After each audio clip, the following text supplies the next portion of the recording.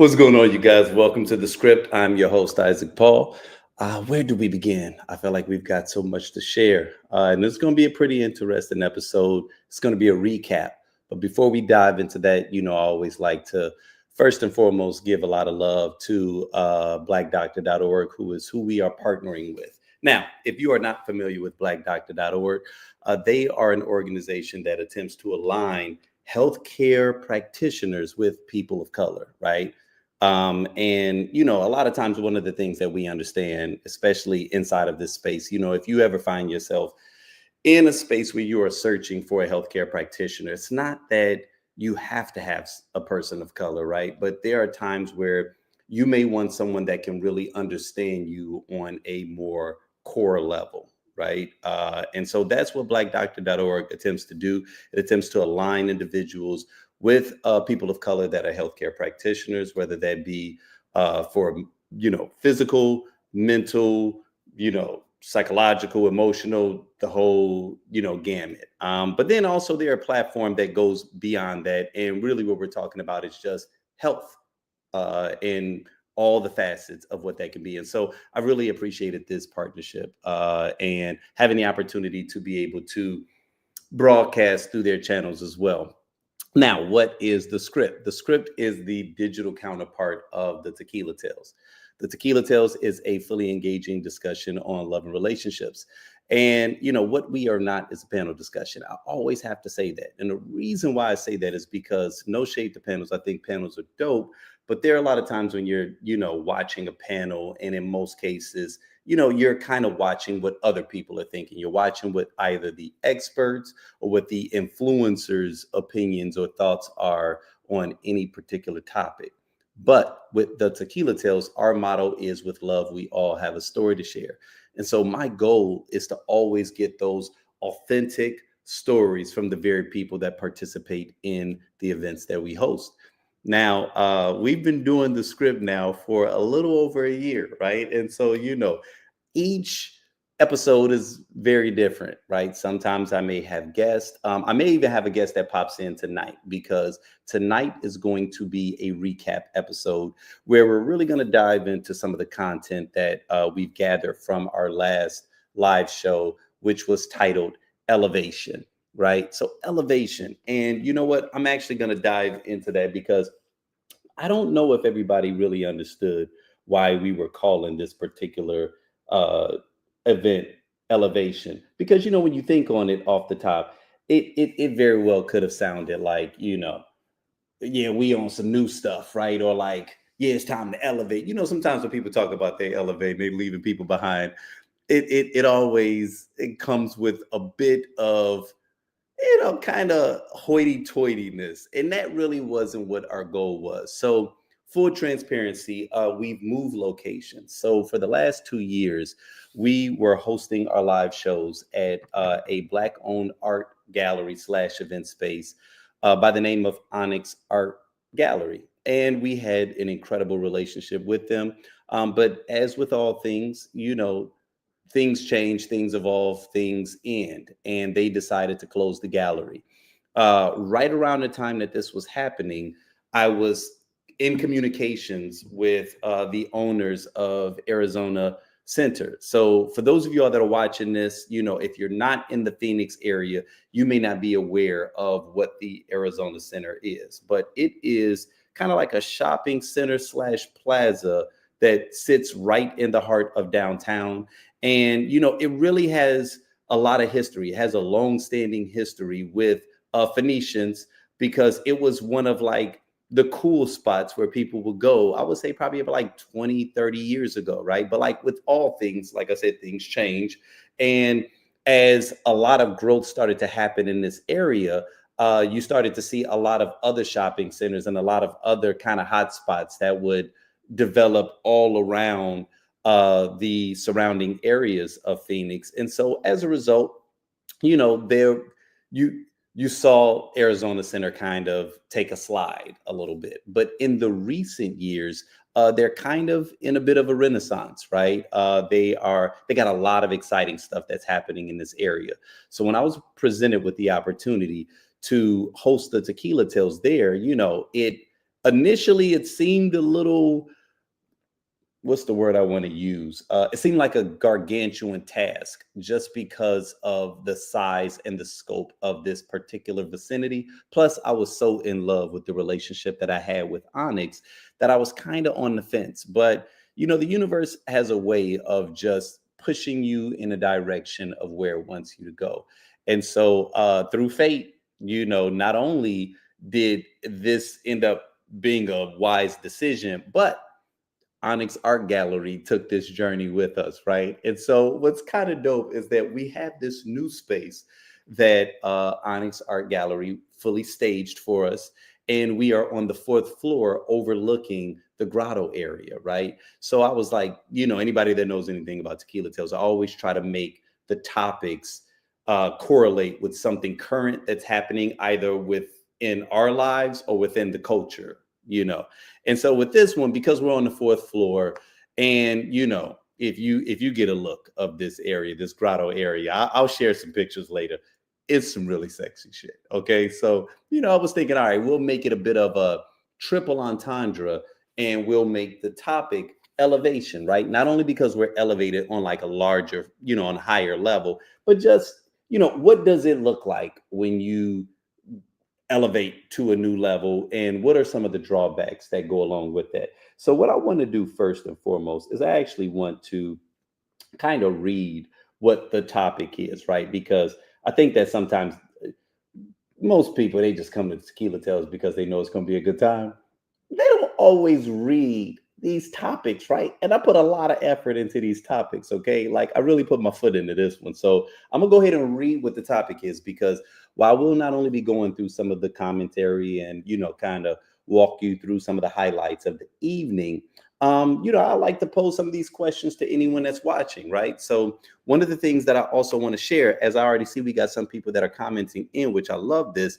I want you all to know that regardless of where you are watching this from, we are streaming in 5 different locations, 2 different YouTube accounts and 3 different Facebook accounts. So even if you are the only one in that particular room, I want you to feel confident that if you make a comment, I'll not only be able to share it, but I'll be able to bring it right up on the screen, right? And so we can interact with one another. Hell, if you are watching it and you like, you know what? I want to hop on and have a conversation with you. Let me know. I'll throw the link right here in the chat. And I can bring you up. See, that's the dope part about having a live show. When you do a live show, I get a good opportunity to interact with you all in real time. So as much as I want to record it, edit it, and then just post it out, there's something about this live space that's kind of fun, right? Because the thing with Tequila Tales, like I said, with love, we all have a story to share. And so my goal is not just to do all the talking, it's to interact, it's to actually have a conversation. So at any point, if you see something and it, conjures some thoughts, or you disagree, or you want to exchange, feel free to put it right there in the chat. And like I said, if you want me to bring you to the stage, let me know. I can very easily drop you all a little link. Now I know it's kind of late, so some of y'all might not be presentable or whatever. So I understand that. No pressure. I've switched the times if you all haven't recognized, right? Like we're on late night time, but look at this. See, look, even Casey's watching. See, she's watching from Arizona. What's going on, Casey? But yeah, so no, man, we're gonna go ahead and dive right into it. But like I said, I want to first and foremost read what the topic is about, right? Because I feel like y'all not really giving this the credit that it deserves. But nonetheless, elevation, the Tequila Tales reaches new heights. So life rarely unfolds according to plan. Just when we think we found our footing, change arrives. Sometimes as a gentle nudge, other times as a seismic shift. The true measure of our journey isn't found in stability, but in how we respond when the ground beneath us transforms. The Tequila Tales has embraced this evolution, moving to a stunning new space that reflects our continuing growth. Perched on the 4th floor of the Arizona Center, our new home offers not just a change in scenery, but a change in perspective, one that reminds us how differently the world appears when viewed from above. This month, we invite you to explore our own experiences of elevation, Those unexpected moments when life lifts you higher than you plan to go, whether through opportunity, challenge, or chance. These elevations reshape our view of ourselves and our relationships. When has achieving a new level in life forced you to reassess which relationships deserve to continue the journey? Is the view always better from above, or do we sometimes lose sight of important things when we ascend too quickly? And what becomes visible from an elevated perspective that remains hidden on the ground? So I always try to center the conversation around three main points. But in most cases, I'm also fielding questions from the audience. I allow them to type in anonymous questions. And so sometimes we just let the dog off the leash, right? Like sometimes the conversation just goes into a completely different direction. And if that's what the room wants, then that's what I give the room, right? So everything that we are going to address tonight really does deal with elevation, but it's not just about like I said, it's not about flossing, right? It's not about, ooh, I've leveled up because I got a new promotion at the job. Sometimes elevating could be something mental, it could be something spiritual, it could be something financial, it could be something emotional, right? And when you think about what it takes to elevate, this wasn't a conversation that was steeped in just celebrating ourselves. But what you'll see from these comments is a lot of times it got surprisingly heavy and poignant at times. And I remember I was talking to my wife, and she kind of felt some kind of way at first because she was like, "Man, I was kind of surprised that it got as deep as it did." But I was like, "Nah, when you think about conversations like elevation, it's not all celebration, right? Because when you elevate, everybody doesn't always take that journey with you, and so what does that look like? What does that look like when you are trying to go to another step, and those people that you had close relationships with aren't moving at the same speed, or if they just vibrate at a different frequency, not a lower frequency, but just a different frequency, right? And so there are times where you kind of lose friendships. And I feel like a lot of that is happening nowadays, even just with what we see happening inside of the political landscape, depending upon what side of the fence you chose to sit on. This particular election had much broader consequences than some of the past elections. I can remember when it was like Clinton against Bob Dole. You probably didn't see families falling out because someone voted Republican or someone voted Democrat. But this go round, because there's so much that was tied to this particular election and the elements that decided people's choices, you see a lot of people that are falling out, and so that to me is what it looks like when you want to move forward, when you recognize that someone that you care about is on a different type of wavelength than you are, right? And like, what does that look like moving forward? So let's go ahead and dive right into some of these comments. And I thought that this one was actually a rather interesting one to start. And 27-year best friend, but through the last 8 years, you could see it. I knew it. I felt it. It was preached to me. It was prophesized to me. And I still held on for the longest time until I just didn't. Just one day, I was like, this is just it. And everything kind of fell into that place. And now she wants that friendship, that relationship back. And she texts me today, and that old me says, respond back. But the me now didn't. I was like, I don't want to. It doesn't, I don't wish anything ill on you. I don't have anything left in me for it. So you quietly elevate, you let it go, and you don't know it until you know it. Yeah, that's a good point. Get another. So that was one that I did find to be interesting. And, full transparency, she was probably talking about politics just then. When she says the last 8 years, well, what's been going on the last 8 years, right? She's talking like 2016. And we know what happened in 2016. So it's like, even when we're not talking about it, sometimes we can still address some of these points. And so, that was one of the things that I did appreciate with everyone was their willingness to be transparent, their willingness to share, their truth.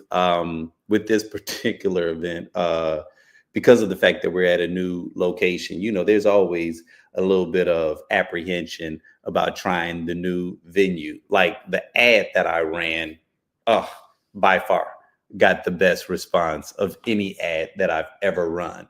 But I could tell the disparity between the excitement from the ad and how many people were buying tickets, which we still did good. But I was like, oh, this is going to be the biggest event that we've ever done. But people hesitated, right? And I don't know if they hesitated just because of the uncertainty of just what exists right now inside of just our day-to-day lives, and people's concerns about just what the future looks like. Sometimes when things are a little shaky, especially financially or when it comes to jobs, discretionary spending is the first thing that we pull back, right? So, that vacation that you have been planning, you'll pull that back before you pull back paying bills, right? And so, you kind of understand that. But at the same time, no, I was very surprised because we had like 70, almost 80% new people in the room. Like we still had some of our loyals that came through that really just rock with us, but it was a lot of new people. And so anytime you get a room full of new people, it's always interesting to see how willingly they will share, and so her just sharing something, man, and just being transparent about the fact that she literally just got a phone call from one of her girlfriends earlier that day, and just wasn't in the mood to talk. And I was like, yeah, I kind of know what that feels like, and I don't know if you guys have ever experienced that, but I have, right? Where, you just kind of find yourself at odds with some people that you were once very close with. And sometimes it may not even just be about either the politics or about any particular issue. It just may be that something breaks your pattern, right? Like if you, like, kind of when someone moves away, that to me is always one of the biggest tests of a relationship is, can you withstand the distance? Can you all adjust the way that you all communicate in a way that still provides substance, and still provides value to you all's world? I feel like COVID did that to a lot of people, right? Like some people's relationships were based on, we go out and we kick it. We like to go out and party and do day parties or brunches and just whatever. And I'm talking about like intimate relationships. And then all of a sudden, all of that stuff gets shut down, and it's like, okay, now we just are sitting in this living room dealing with one another, right? We don't like the same shows.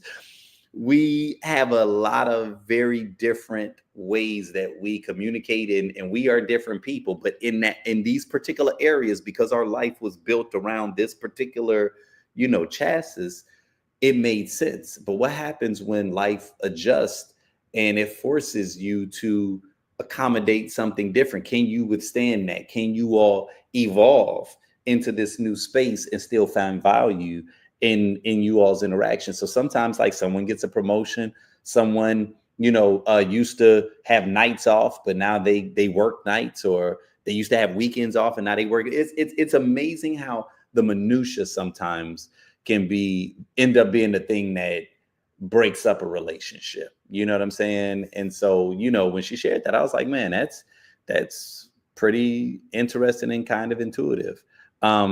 Here was a comment, and you'll hear the lead-in question coming into this next comment. But one of the things that always fascinates me is, like I said a moment ago, man, just people's willingness to be very transparent and almost borderline emotional. How you can almost have an emotional moment when you're sharing something that's very real and very core to who you are.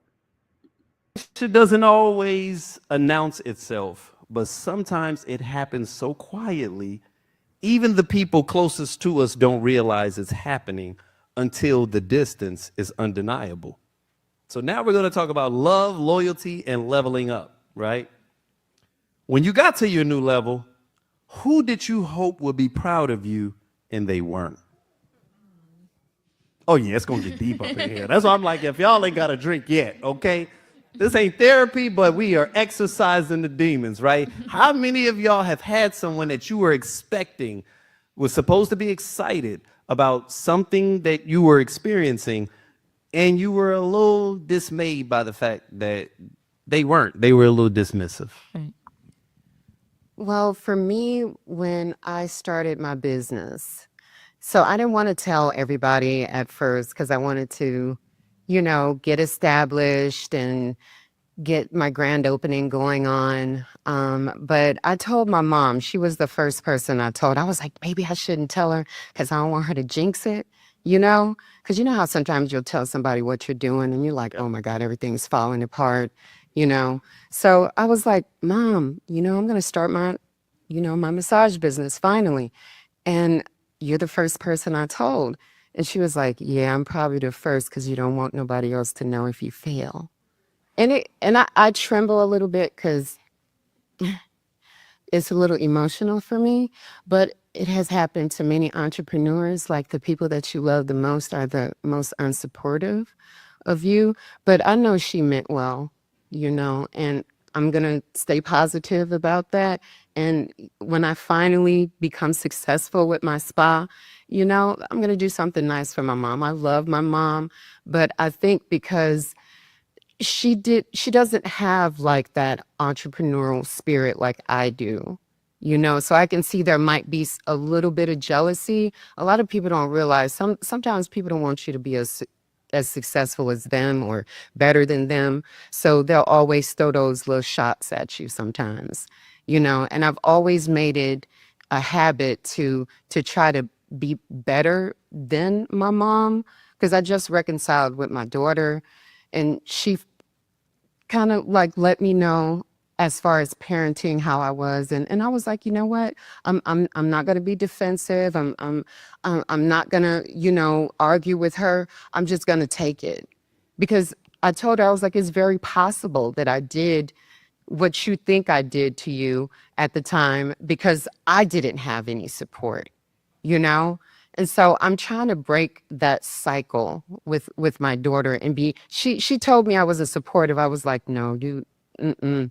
That's some type of generational curse you got on you that we're trying to break. I was like, I've always been supportive of you, sweetie, So I'm just trying to break those generational, curses in my family so we could be more supportive of each other. And like I said, I reconcile with my daughter. I'm in a good place. I'm starting my spa. I'll be open May 3rd. And so I'm really excited about that. Whether my mom is excited or not, I'm excited about it. Yeah. Congratulations.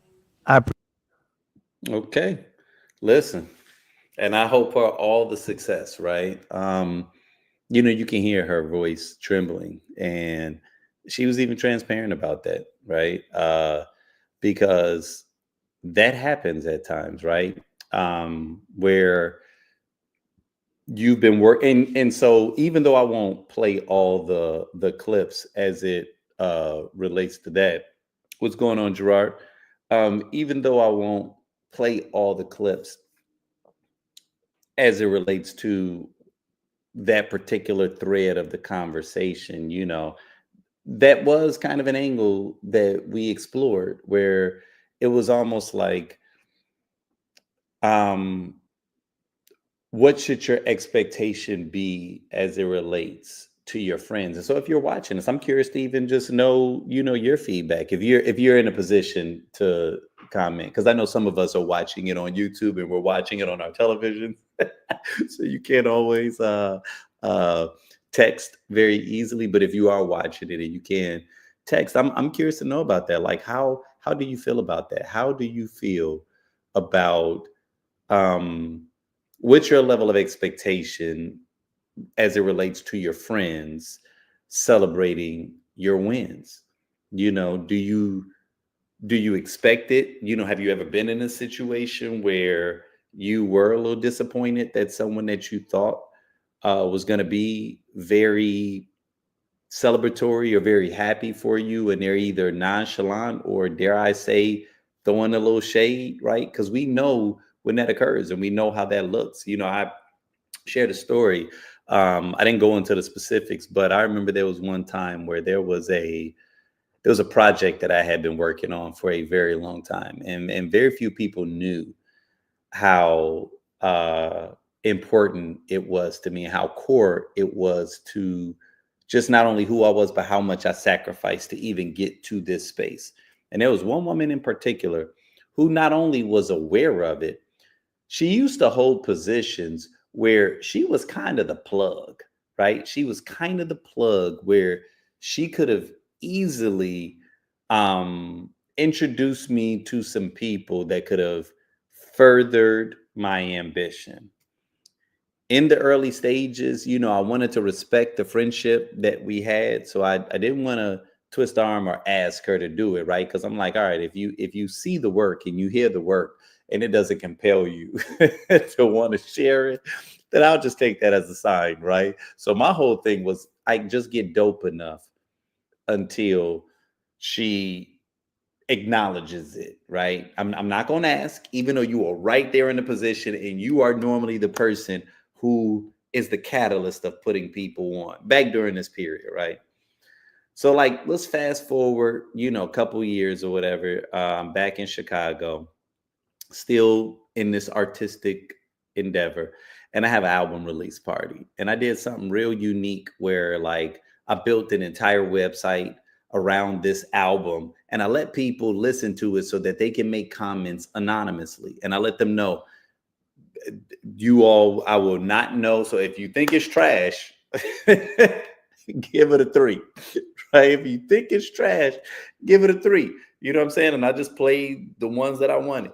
Now, I ain't gonna lie, I had some heat on there. All right, I play that shit right now. Okay, it was some heat. Okay, matter of fact, one of the track. Matter of fact, the intro track to the script and the outro track now are 2 instrumentals, right? So if you vibing at all with any of those beats, both of them I created, and the songs that attached to them was dope. Okay, so not only does she give me 10s on this list, she hops on Facebook. She gives me all of these glowing reviews. And so, I mean, to the point where at first I'm like, all right, is she just gassing me? No, the next day she's like, no, listen, I know you said you ain't got them engineered yet. No, I want that song. Can you email me that song? I cannot get it out of my head. So I was like, all right, bet. So I went on ahead and emailed it to her. Probably about 5-6 months later, I do a video treatment for it, right? And the video treatment, I dug in deep. It was one of the best artistic things that I had done up to that point. So I gave her. We were texting. I said, "Hey, I want to show you something. It's the same song that she was going berserk about. You know what I'm saying? She's like, oh yeah, we was going back and forth a little bit or whatever. I sent her the video. Now, when I sent this same video to my good friend Krishan, literally, she burst into tears in front of me when she saw it. Because not only did she think it was dope, but she was like, this is it, right? So now I'm showing this to my friend that's got these connects inside the industry, right? Push play, send it to her, ghost town, right? So I'm like, all right, I don't know how I should feel about this. You know what I'm saying? Should I ask back, hey, did you see it? I'm like, nah, maybe she's busy. I'm gonna give her a moment. 24 hours pass, 48 hours pass, 72 hours pass, a week passes. You know what I'm saying? About 2 weeks passes, I finally get, because I was like, I refuse. I refuse to be the person to be like, hey, did you see the thing? Because I'm just like, okay, we were going back and forth. I told you it was something I wanted you to see. I wanted your feedback on. I send it to you, and then all of a sudden you just go ghost town. So I'm like, I don't want to twist your arm, but like, what is happening? Because this is the weirdest behavior on the planet. 2 weeks later, I finally get an email from her, and it's her inviting me to some party or something that she's hosting and that she's doing. What? You know what I mean? So like it really stung. it really bothered me. And I remember a good friend of mine, actually one of my best friends, Omar, he told me then, he said, you know what, Ike, he said, it's not necessarily that she didn't want to see you successful, but it was that she probably had an issue with you getting there before she did. Right. And so while that doesn't necessarily make it better, it at least helped me have some context because I was flabbergasted. I'm just like, what? Like, and people's like, well, maybe she didn't like it. If she didn't like it, we have this kind of relationship where she could, if she didn't like it, she could have just been like, oh man, you know what, good job. You know how we bullshit one another. If we just, you don't really love the outfit, but I don't want to just rip your whole soul out. Like, there's a way that you could have done that where you don't just leave me on read. You know what I'm saying? Like leaving me on read, I knew it meant something different. And not to be arrogant, but there was another piece of me was like, was it that dope? Was it that dope where you couldn't even respond to a nigga? You know what I'm saying? Like, I'm not asking for all your connects. You could have just said you loved it and kept playing the nut roll and not push me along the path with the connects that you had.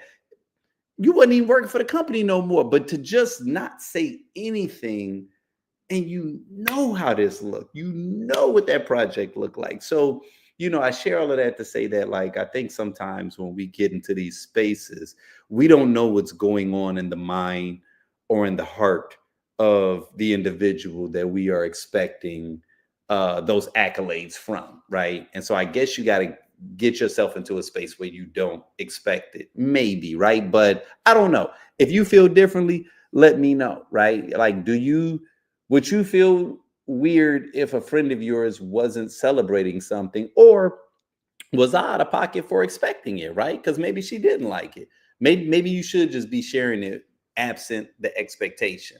And my issue is showing up with expectation, and that is really what the problem was. I'm curious to know if you got feedback, let me know. But this was some feedback from someone after the woman made the comment that she just made a moment ago. Touched on a topic, unfortunately, is really big in the black community. You know what I mean? The crab pot theory, trying to hold each other down. I hate that it exists in our community, but let's be honest, it does, right? Because the reality is hating always comes from the bottom. Nobody doing better than you is going to hate on you. It's always the people that are not doing better than you, have no ambition, that are not going to grow, that are going to hate on you, you know? And that's really sad because we can do so much more if we work together and lift each other up instead of worrying about, oh, he's going to make more money than me, or he's going to have a nicer car than me. So I've always said every relationship ain't meant to last your whole life. You know what I mean? Some people need to be cut off. If you're going up a mountain, if you look at a mountain, it's less space the higher up you go. There's a reason for that.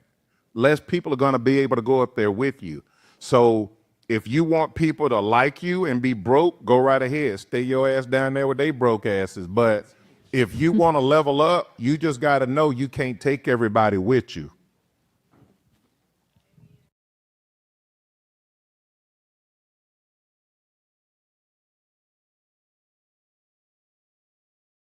That's fair. I get it. And there are times where you have to acknowledge that you can't always take everybody with you, right? One of the questions that I asked later on that night, um, and I think we kind of deviated from it, but I was interested to get people's feedback, was whether or not you think you have a responsibility or you owe people something that were with you at your lowest point, right? Like when you elevate. So it's like we all down here and we kicking it, and you've had my back. We was grinding together. When you elevate, do you owe the individuals that were rocking with you when you had nothing anything? Some people kind of felt like, nah, you don't. But there was some that kind of felt like, yeah, I kind of think you do. With me, I think, I don't know if I would go as far as say I feel like I owe you something. Well, no, I take that back. Actually, yeah, I kind of do feel like I owe you something. I kind of do feel like I owe you something. Um, and I feel like I owe a lot of people a lot of things. Now, it may not be fair to me, right? Because I know that inside of our relationship uh, is a lot of value. I extend a lot of value to those individuals that I rock with, right? Um, and we all have different love languages. So you may be providing me with something different than what I'm providing you with. And I think when we're searching for balance at times, we think that karma says, well, because I gave you this, you're supposed to give me that in exchange. And it's like, nah, if I'm giving you something of value, then you have to give me something of value. You know what I mean? It's almost like if you're dating a man and he's rich, while that gift that he gave you may be expensive, did it really cost him anything? You know what I'm saying? Like, was there any sacrifice that had to be made in order to get it to you? Just off of the strength that, he goes to the casino and blows thousands of dollars. So whoop-de-doo, he got you a bag. You know what I mean? Like, and not to downplay and not to say that it doesn't have any value, but you can't really put that at the same level as something like maybe the thing that's scarce for him is time, right? He's got all the money in the world. And so the thing that's scarce for him is time. And if that's the case, then him expending time on you actually means a lot more than him throwing you a gift, which is tantamount to a night at the casino, a light night. You know what I mean? Like not even where he just like lost 50,000 or whatever, but he, it was whatever. We was just, I blew 5 grand at the craps table, whatever. You know what I mean? Like, not saying that that bag doesn't mean a lot to you because you don't have money, but him giving it to you really didn't mean a whole like it wasn't asking of anything from him, and so I do think that those are one of the things that sometimes we have to consider when we're talking about like gift giving as well as love languages, right? And how we relate to one another. This was another exchange that came directly off of the last gentleman that was talking about crabs in a barrel that I thought was pretty interesting. My grandmother was one of the most supportive people in my life. I went to ASU, got a degree in physics. She kind of didn't know what that meant. One day I show up at her house and she says, my remote control is broken. Can you fix it? And I'm like, maybe. So I look at it. I couldn't fix it. I bought her another remote control. And she's like, what'd you go to all that school for? You can't fix a remote control? Now, here's the thing is, my grandmother would stab or shoot all of you if it meant saving my life or making like if it was right. She doesn't. I have no question that I was important to her. Her perspective on the difficulty and the work that I put in to get my degree just wasn't there. It doesn't mean she wasn't proud of me. It doesn't mean she didn't care about me. She just had a perspective like, I heard you got a degree in science stuff. This remote control seems science-y. And I just had maybe you could do some science to this remote control. Right? Also speaking to the woman, I think she's gone, but she mentioned earlier, I also agree with her that I think having expectations for other people on how you should expect them to treat you in your triumphs is a trap you set for yourself. It's a trap. You want people to shoot up flyers and fireworks for something, but they may just not understand what it takes to be a surgeon or even a nurse or even a teacher or any of these things. And when they don't show up and sometimes in a way that you don't expect, it's not that they don't want to, they just may not know, right? It may just be a personal ignorance about what's happening and the work and the effort it takes to get to that point in your life. Okay, that's solid. Listen, I appreciate all perspectives, and I do think that what it was that he said. had a lot of value in terms of like not having the expectation. Now, I will admit, I did challenge him on the back end. And the reason why I challenge him is exactly what it was that I was saying earlier, right? Like that there are times where I've had to tell myself that, because I do acknowledge that um, when you have like that, all of us have different love languages. We all have different love languages. And it's not fair for me to expect you to be for to me what I am to you. And I'm big on that. I honestly do not expect anyone to be for me what I am for most people. Now, there are occasions where I will have people that'll speak life into me, where I do have people that will say the exact thing that I needed them to say in that moment. And I'm so incredibly appreciative of it. And I know, okay, this was someone that was either sent or just could sense that I needed this. But in most cases, m- most of my friends, they provide a different kind of value to me, which to me I think is commiserate with the value that I add to them, right? So it's an exchange, and that's what I was saying a moment ago, right? Like I may, like if I'm rich and I give you this, Oprah don't expect anybody to wow her with the amount of money that they spend on a gift. You know what I mean? Like most people that are in her world, she probably trumps financially.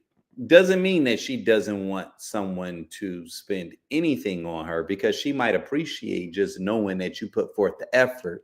But you know, she you can't go band for band with Oprah, right? So I don't expect anybody to exhibit the same kind of quality um in terms of like the insight, or um just the wisdom sometimes that I may give them. And this isn't to pat myself on the back.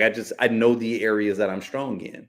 But I've got certain friends where I'm like, yo, that's the friend that helps me think out of the box, right? Or that's the friend that's great to go out socially with, and you know just totally put me in a present state of mind. I always enjoy being around them. So that is who I am.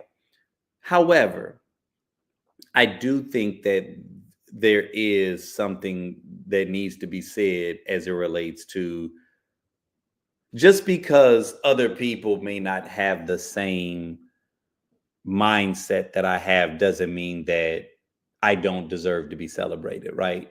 And it also does not mean that you are not aware that the thing that I've just did was worthy of celebration. Because if you are aware of it and you are consciously not acknowledging me, then that's for a reason. And that has to be, at the very least, if not addressed, at the very least, it has to be acknowledged.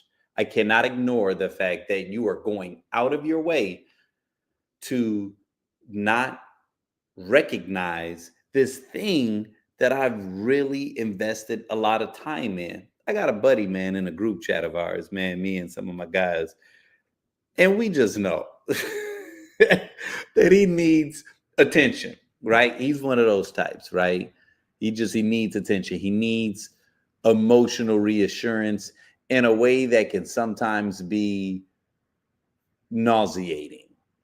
But when he actually does good, me and my other buddy that's in the group chat, man, we just acquiesce. Like, as much as we might be like, oh, you know what I mean? Like, all right, bro, I'm gonna go ahead and I'm gonna make you feel seen, because you did just do something good, right? So even if I'm not in that headspace, even if you're being a little, annoying with this, right? Like the value overall that you add makes me want to feed into you, you know, and give you what it is that I know you desire in this moment, if I think that you're worthy, right? So I do think that there are moments where, as friends, we need to show up. You know what I'm saying? And so that's why I kind of push back on what it was that he said, because I'm like, okay, that's your grandmama. We all give our grandmamas the pass. You know what I'm saying? But if this is somebody you hanging with, you're going out, you having drinks, you know what I'm saying? They there to support you when you fall down, right? So if when I fall down, If when I'm at my lowest, you know how to pick me up, you know how to support me, then how is it that you can support me when I've fallen down, but when I'm excelling, you can't celebrate me? See, that's a fucking hater at that point, right? And we just have to acknowledge it. We can't just downplay it and say, oh, well, that's just the love language, or everybody doesn't celebrate the same. It's like, nah, now we're making excuses, right? Because if I was down and out and I needed $500, you would be there, right? And you'd show up because you would understand that I needed your support. Why is it that when I'm in a space of elevation, you can't also acknowledge that, right? You can't also celebrate that. Because that's the other side of the coin. I don't want just friends that can grind and struggle with me.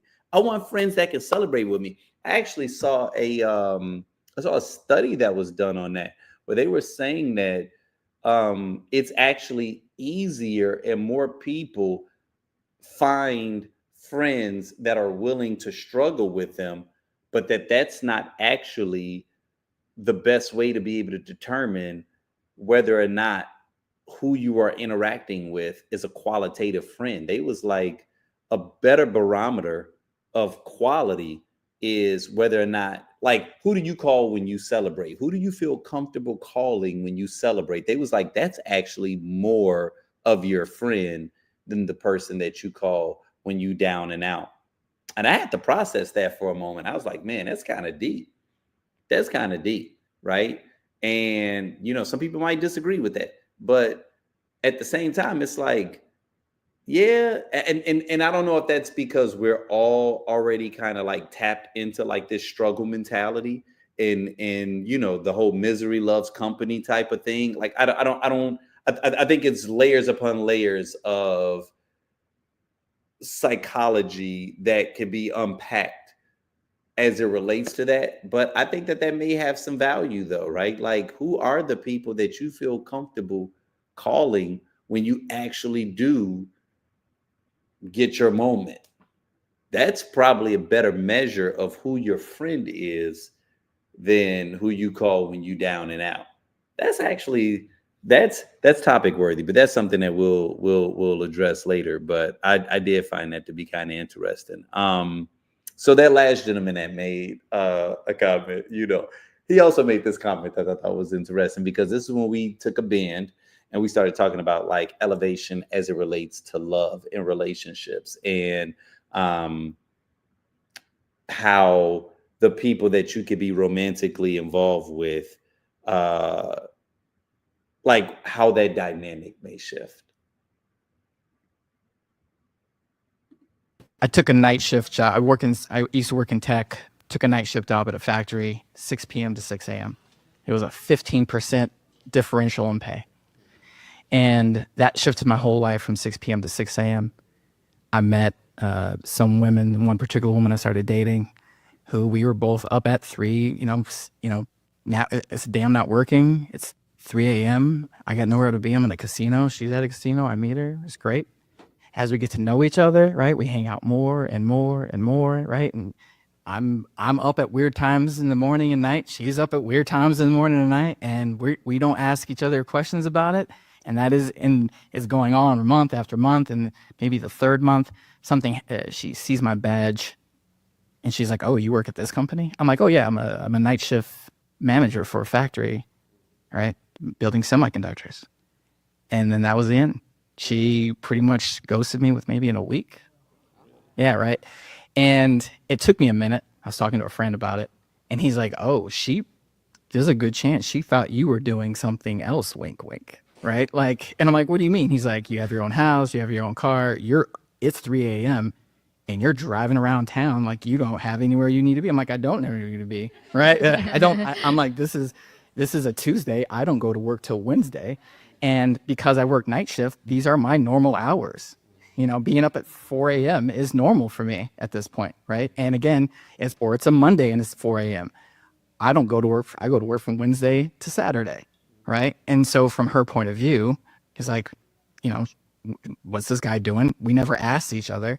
And until she found out that I was a science guy at a factory, right? We were good, but as soon as she did, right?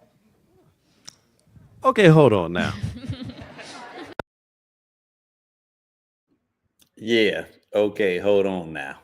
That now y'all can tell me how y'all feel about that story, right? You can tell me how y'all feel about that story, right? Because I did push back, right? I'll push back. Now, I don't know if y'all was paying attention to what he said. And I like that brother because he did have really good exchanges, but there was just a piece of me that was just like, I don't know if what I heard was her thinking that she just thought you was just out here on some nefarious activities, and that's why all of a sudden she, didn't want to be involved with you. I was like, no, I think she heard factory. I think that she saw you up late at night spending money at 2, 3 a.m. in the morning at casinos. So if you're not here in Phoenix, we got a lot of casinos. Okay. We got every bit of like 6 to 8 different casinos because there's a lot of native reservations, Native American reservations. And so, it be popping. It's like baby Vegas out here. So like you can come out here and get lit if you want to. So if you out there at one of these casinos and you dress kind of nice, and she hearing the way you talk, she thought she had one. She thought she had a white collar dude that was going to allow her to live the soft life. Okay. She thought she was going to be living the soft life, and she heard factory, and she didn't get that you was in like engineering and like working on rockets and extra things. Like, nah, she didn't hear that. What she heard was factory, and immediately she made you an Amazon worker, and she was like, oh no, this nigga can't satisfy my lifestyle, and then all of a sudden that's why she ghosted you. There's no way that she ghosted you because she's just like, oh man, he's up late at night. No, she thought you were white collar. She probably thought you owned the business, right? Like, I promise you, she thought it was something else before it was that. So I found that to be a little fascinating. You know what I'm saying? But I did enjoy his commentary. Like I said, if you all feel differently, feel free to put it in the comments. And argue with me. But yeah, like I said, I did appreciate that. Now I gotta set up this next this next clip because the topic of what we were talking about was like inside of a relationship space, right? And you know, there was a question that came from the audience, and I always love the questions from the audience, right? The question that came from the audience was where are all the high value men that can hold an intellectual conversation without making references to sex, right? So this was always fun. I got the topic because we're not going to talk about basic shit, okay? However, if the people that are in the room want to talk a little, want to get a little dirty, all right, I'm gonna let the dog off the leash, okay? So during the little period of transition, I said, all right, let me go ahead and throw a little red meat out here because if this is what someone wants to know, then I'm going to ask this. And so once again, the question was, where are all the high value men that can hold intellectual conversations without referencing sex? That was the question, okay? And it led to this response. Well, the question is, where is that high value man? He's in your rear view. You already passed him. He ain't have shit but a Honda Civic, stars in his eyes for you, and nothing but potential. And he wasn't dangerous enough for you. And so he grew up, he became a high value man, and somebody took him off the market as soon as they saw his potential. There is no knight in shining armor. You had to get him when he was a squire.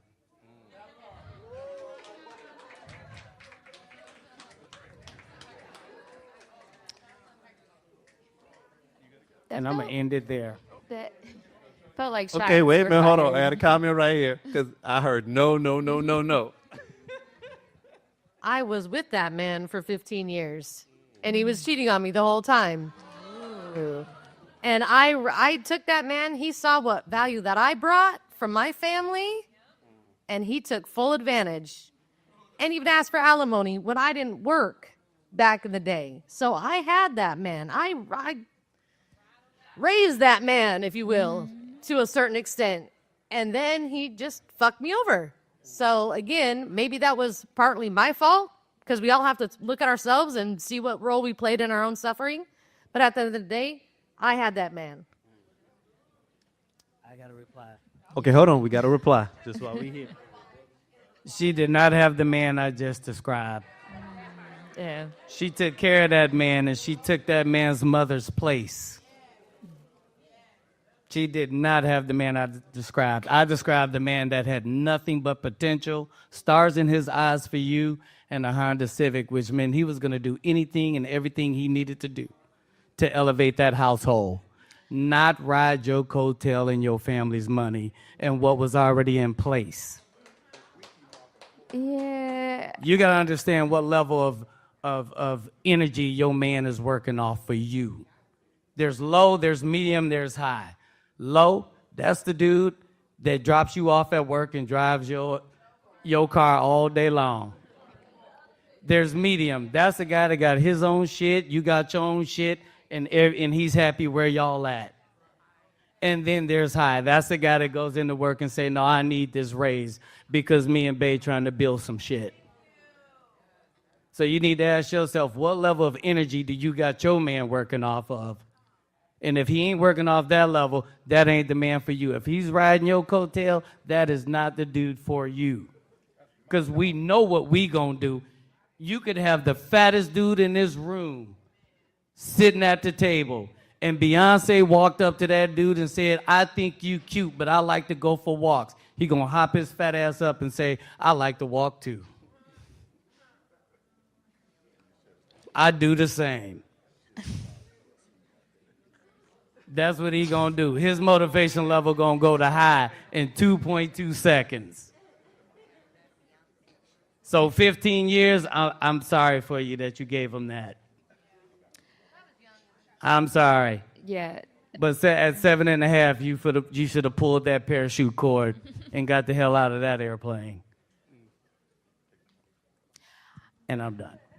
I think so. You know, yeah. what you got, Kate? I think there is some value. This is no, but this conversation to me is always a fascinating one because I don't know if there's a right or a wrong answer as it relates to potential, right? Because I do believe that potential is a real thing. So where you started, I definitely agree with.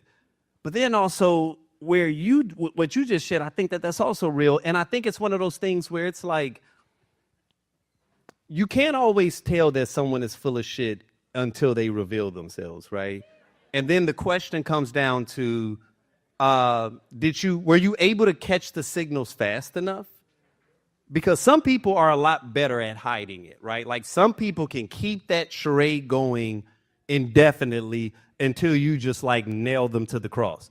And then there are other times where in hindsight, you say to yourself, you know what? That was the first red flag that I let pass because I loved him or her, right? Ooh, that was, because I did it.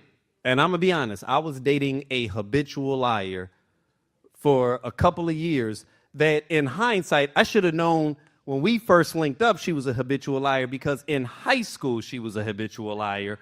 And then when we reconnected, I was fresh back in Chicago and I was just, like leaning in, right? So then at that point, I was like just playing the game. I didn't care. But full transparency, sexually, our chemistry was very high.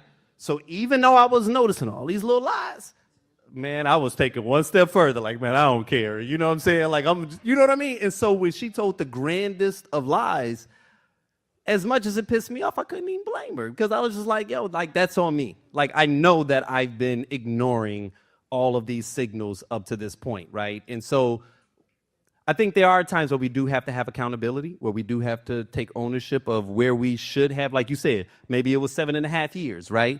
Maybe it was 5 years. But some people are better at bullshitting. And in those moments, I can't blame the person that hung around, right? Like I gotta acknowledge, like, nah, this person was good at lying until everything fell short.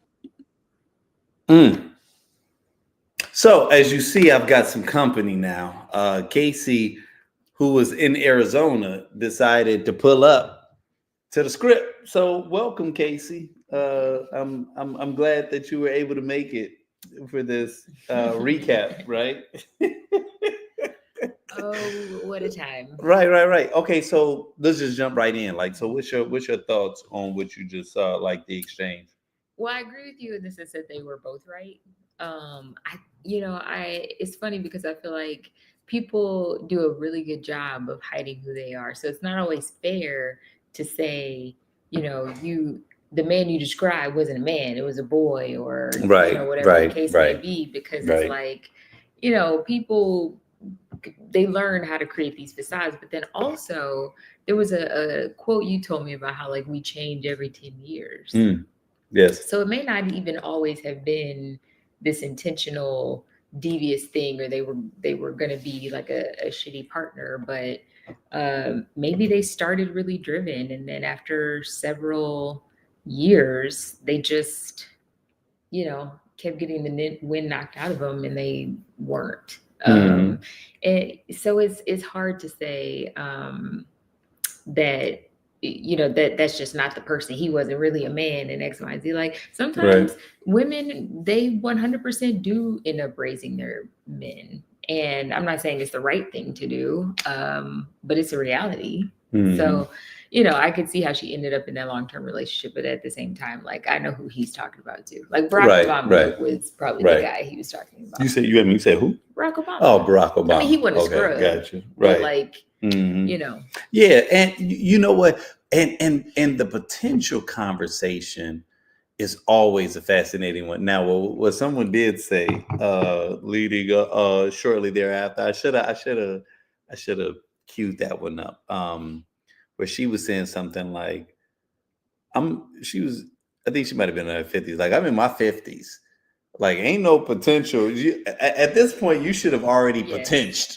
Right, that's what you said. That's what you said. Did you really just say that was potentied? My favorite word of the night. I was like, okay, all right. And she does, honest to God, have a point, right? Is that there is a point where, like, the potential conversation, that's early 20s, late 20s, early 30s. Maybe. By the time early 30s. I'm gonna give you early 30s a little bit though, right? Like, I mean, we're in the day and age where how long you've been doing said thing. Yeah, that is true. Because if you've been doing this since 18, you've been trying to get your rap career off the ground since 18. If you're like 34 and you're just like, man, Casey, but like this, I got bars, and I don't understand why you can like. Look, you gotta let it go, bro. I'm at some point that album gonna come out, and when shit go platinum, just remember you're not getting none of the proceeds. But there is, and it's so interesting, right? Because like it's sometimes we see the reels on social media where they'll like break down. Morgan Freeman. Didn't really get on until he was like 55, and Walt Disney was right. You see all of these different things, and it's like now there was a comment that a woman made. I didn't cue that one up, but I thought it was fair. Maybe not inside the context of the conversation. It was a white woman, and not that that's irrelevant. No, it is relevant because there was a point where the conversation came around finances as it relates to elevation. And she was just like, yeah, I kind of feel like, and maybe this is the point that you're talking about, like, why are we just talking about finances as the only form of elevation, which I did agree with, but I didn't feel like we were hanging out in talking about just the finances. Mhm. However, I think that, and I didn't push back at the time, Mhm. but inside the scope of that particular thread of conversation, I was thinking, all right, this does feel a little privileged, right? Ooh, I was gonna use that word. This feels a little privileged, right? Like white I people don't. don't have to feel like, you know, Depending on their because station, depending upon the station, but even if Mhm. not, like you could be redneck as hell out in the Ozarks, and you got a rich ass cousin somewhere, and somewhere in your family line is some money, right? Maybe. It's some fucking money. But it's a lot of poor white people. It is, but I'm saying somewhere in their lineage, But do you have the somebody broke access to out. them? They can make a phone call. Maybe. I'm saying we can't even make a phone call. I'm with you. I'm You just feel what I'm saying. saying? So and again, it's not to downplay their plight or to downplay their experience, but it's to say that to be nonchalant or cavalier as it relates to your financial status, to me, is it, you always say that from a space of privilege. I guarantee you go to India right now, you cannot make that kind of comment. When you just see mounds of trash in some areas and people living in abject poverty, you can't be cavalier about someone that has access to resources. Oh, well, I don't understand why you know. Now, I'm not saying that people from a happiness quotient may not be more happy living in squalor Sure. than some people that, you know, may be depressed and has means. That is a real thing. So I'm not discounting that. But when the conversation tilted and we went into a financial space, the fact that it was a white woman, and not the white woman from the video, because that white woman was that woman was That's his new BFF. if you look, yeah, it is. That's If like you his new look up ally in Wikipedia, it was the woman that was in that exchange, right?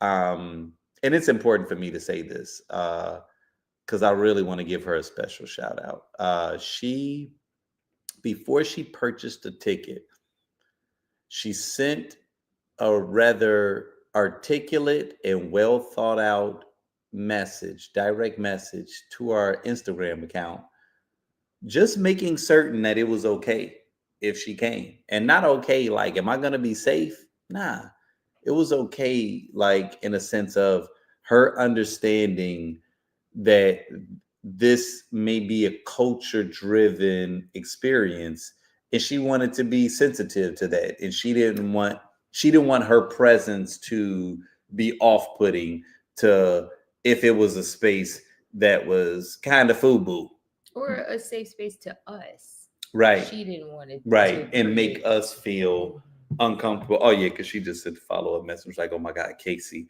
is amazing. So you guys talk apparently. Oh, for a brief second at the end. Oh, okay, yeah, because apparently she is. She said, "Go back and read the Instagram thread." I'm Oh, like, did she? Yeah, girl, no, because this y'all was woman, talking all this night. woman I saved kids from a burning car, and showed me videos because one of her adopted kids, I guess, was recording video, like couldn't believe that it was happening. This woman is like. And she showed up, you know, and she was super excited. You know, she was dressed. She asked what the dress code was, which, you know, black events, that's a little difficult, right? Okay. Not just black events, but black events in Phoenix. These niggas down here move differently, is all I'm saying, okay? And she, See you judging, and you I'm being not that's some judging. big city energy. No, it's not. No, Yes, it no. is. What I'm saying is, okay, all right. That does feel a little judgmental. Clarity. Chicago, we are very cliquish. So you know what room you're stepping into. You know if I'm stepping into the artsy room, you know if I'm stepping into the bougie room, you know if I'm stepping into, you know, the hood room, right? And so you ain't gotta ask what the dress code is. Nigga, you knew. Do you have a gun? Okay. All right, then That's you the probably dress need code. that's the dress code, right? Down here, because Phoenix is so broad and so open and so incredibly diverse, you don't know what room you're stepping into. You might think you curated that space to be a safe space for Black people, right? Like there have been times we've gone to like brunch spots, right? They got a DJ that's playing, late 90s ratchet hip hop. They making shrimp and grits and fried chicken and all this other. I remember we went one time. It was nothing but white people sitting out on the patio, and that music was loud as hell. Having a time. Having a time, It right? was- We felt a little like, man, can they And it turn wasn't this even music like- down? Can they turn this right, music it down a little bit? wasn't- This shit kind of ghetto. And these white people are just like, And it wasn't young white people. It was old. There was every bit of like 65, 70 plus. They weren't 70. Casey. They were That woman was AARP, one of them. AARP, Not I was all like of at them. 55. Yeah, but no, she was on the back end, okay? She was, the upper room was Don't do her no, like no. But I'm saying though, that's one of the interesting caveats of Phoenix life, right? And they will pull up. So the fact that she had the wherewithal to reach out to me, it wasn't necessary. And my response was like, first off, everybody's welcome. Because even in Chicago, everywhere we've gone, like everybody pulls up and they always feel welcome. But the fact that she had the emotional intelligence to do so, just even in this new political space that we find ourselves in, I was like, I appreciate that. And so, yeah, when I responded back, yeah, we did go back and forth for several hours. And turns out, man, she's got a very diverse family, very, incredibly diverse family. And she is ride or die for them. Right. And so I say that just to say, Shout out to Angela. shout out to Angela. Right. Exactly. And that was who you saw in the video. But the other woman that made the comment, I did find that to be kind of interesting or whatever. And I did think that she had a valuable point that she was making. It just, it's always context, right? So I didn't lean in on it because I wanted to be welcoming, but it's a piece of me that was like, yeah, I wanted to call it out because I did feel like, okay, so first of all, finances are a measurement of success and elevation, which is what we were talking about. Right. It doesn't mean that that's the only measurement, but for a lot of the other metrics, I feel like so many of us can achieve them not easily, but it's kind of the standard, like having a family and having good people in your life. That's what we all strive to do. And if you make a concerted effort to like do the internal work yourself, you usually can attract that kind of energy around you. Mm-hmm. Money in this like really toxic capitalistic society that we're in can be hard to attain to be at a very comfortable level. And so to hear that from her was just like, so you in your past life, and it was very nonchalant. Oh, yeah, it was like, yeah, I don't understand what we're talking about. In her past life, she was definitely a hippie, and and that's cool. But like, yeah, it was privilege. Mm-hmm. Yeah, it was, it was privilege. And no shade, because it's welcome, right? I'm gonna say some ratchet shit, but she made a good point. Oh, she made an excellent point. I can't remember exactly. Really, she did, and that's why I couldn't even stunt it. But I think it was right on the heels of because you had made a comment about a family member who was doing well for themselves. Right. And as a result, everybody in the family kind of asks for loans and uses them as an ATM, right? And so then I followed after that talking about the Jay-Z situation with the cousin that he wouldn't loan $5,000 to. And I couldn't really remember all the semantics, but I said that, and then she came in like, yeah, we're talking about money. Like, that's the only form of elevation. It's just like, girl, what you talking about? But nonetheless, though, you know what I'm saying? That's what I love about Tequila Tales, especially potentially in this new space, right? Because it's about to get a little bit more colorful. That's all I'm gonna say. I don't look. I've been trying to keep it for us by us, but you can't. It is what it is. Okay, so here's another one, and sometimes you cannot stop things from going a little political, right? Uh, to give context, what I wanted to know was inside of the relationship dynamic. What happens if you are someone that's driven by purpose and the other one is driven by like progress, right? Can you can you imagine a world where you and your significant other align? You know what I mean? Like maybe you're the type of person that it's not about the money, it's not about, getting to the next level. You're about peace. Oh, that's what it was. Peace and someone else being driven by purpose. Because peace to me is okay, I'm not going to pay attention to social media. Yeah, I can't look at CNN and MSNBC and Fox News because it lowers my vibration. And I'm not saying this is me. I'm saying if this was a person that felt this way, and I've got friends that are that way, and I respect it. It agitates me because there are times where it's like the fucking walls are caving in around us, and you're like, la la la la la la la la la la. Like I love that song. yeah, because you a damn smurf in the middle of a war. And it's like, all right, yeah, you're going to be the first that I'm going to allow them to slaughter. I'm not defending you because if you can't even grab a sword because you want to make TikTok videos, now ain't the time for that shit, right? Like there are times where you can get in that state of mind, but then there are other times where I have to take a step back and be like, you know what though? But even when you get totally filled up, you look for that person to help you release the pressure, right? You look for that person to make you laugh. You look for that person to make you connect with other elements of life so that life isn't the totality of life isn't just war and combat. You know what I'm saying? And so I recognize I have to, again, you got to allow people to be who they are, right? And so the question was surrounding what does that relationship look like? And do you think that you could be with someone that operates on a different chassis, regardless of what end of the spectrum you fall on, whether you are purpose or whether you are peace? Because neither are bad. Both are actually good, right?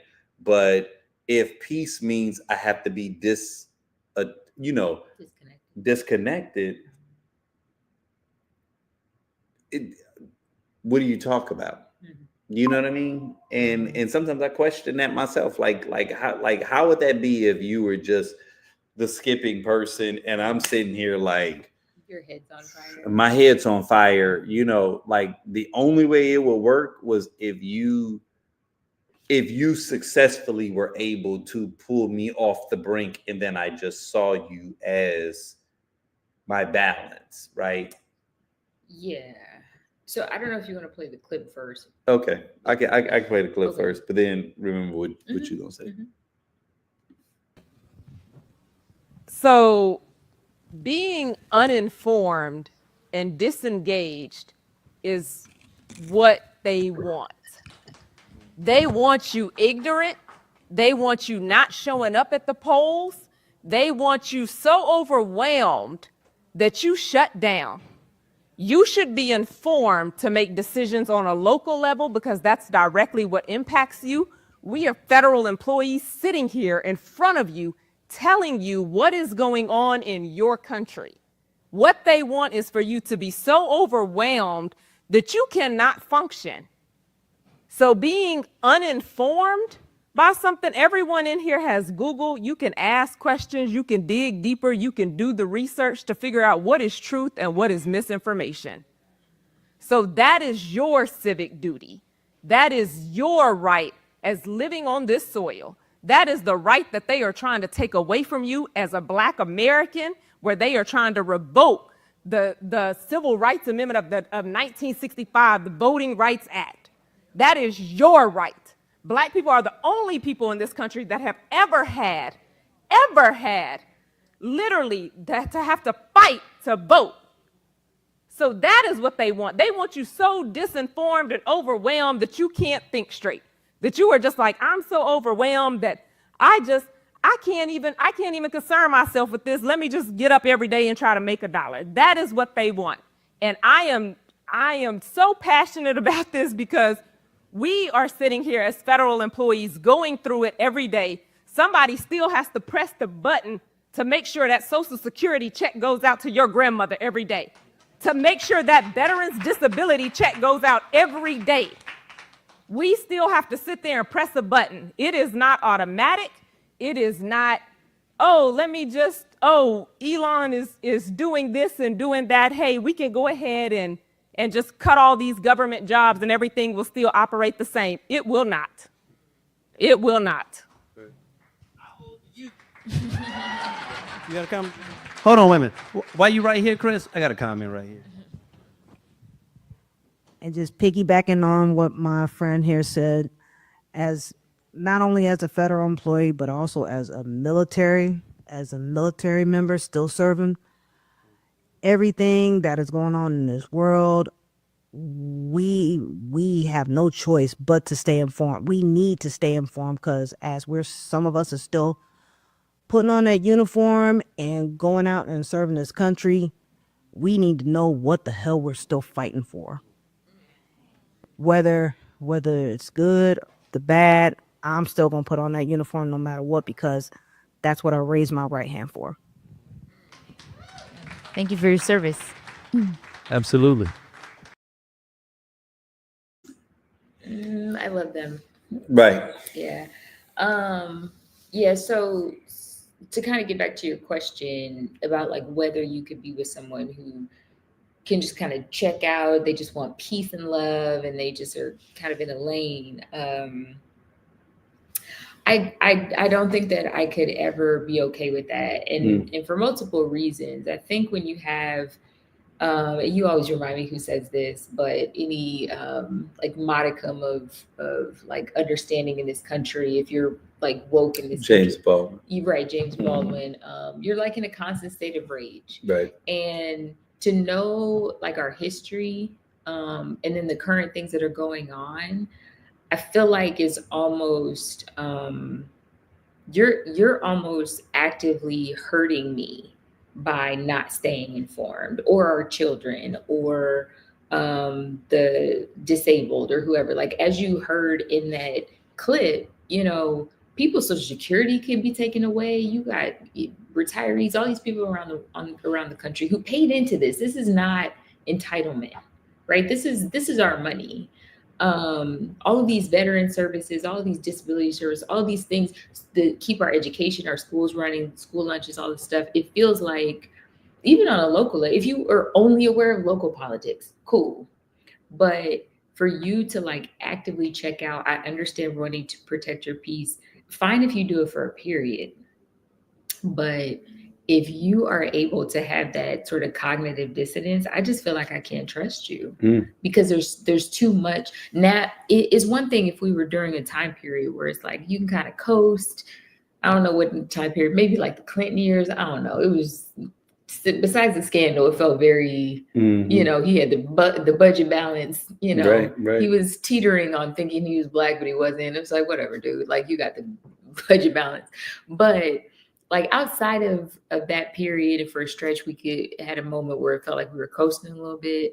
I don't feel like there is a time in this country for Black Americans specifically to be that uninformed and just be able to completely check out, because that means that you're actively working against progress. And how does our culture, how does humanity move forward without progress? Like you guys denying climate change, or like things that are life-saving. Like we cut off a lot of like research and things that are life-saving elements in the medical community. Like I can't do it. It's wild, right? Because all right, and you did just say I personally can't.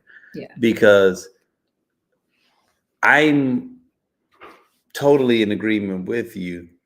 I'm also trying to play devil's advocate in my mind, right? But not even just my job. I guess I do it sometimes to attempt to arrive at not just my truth, but what might be universal truth, right? In a sense of, is that fair?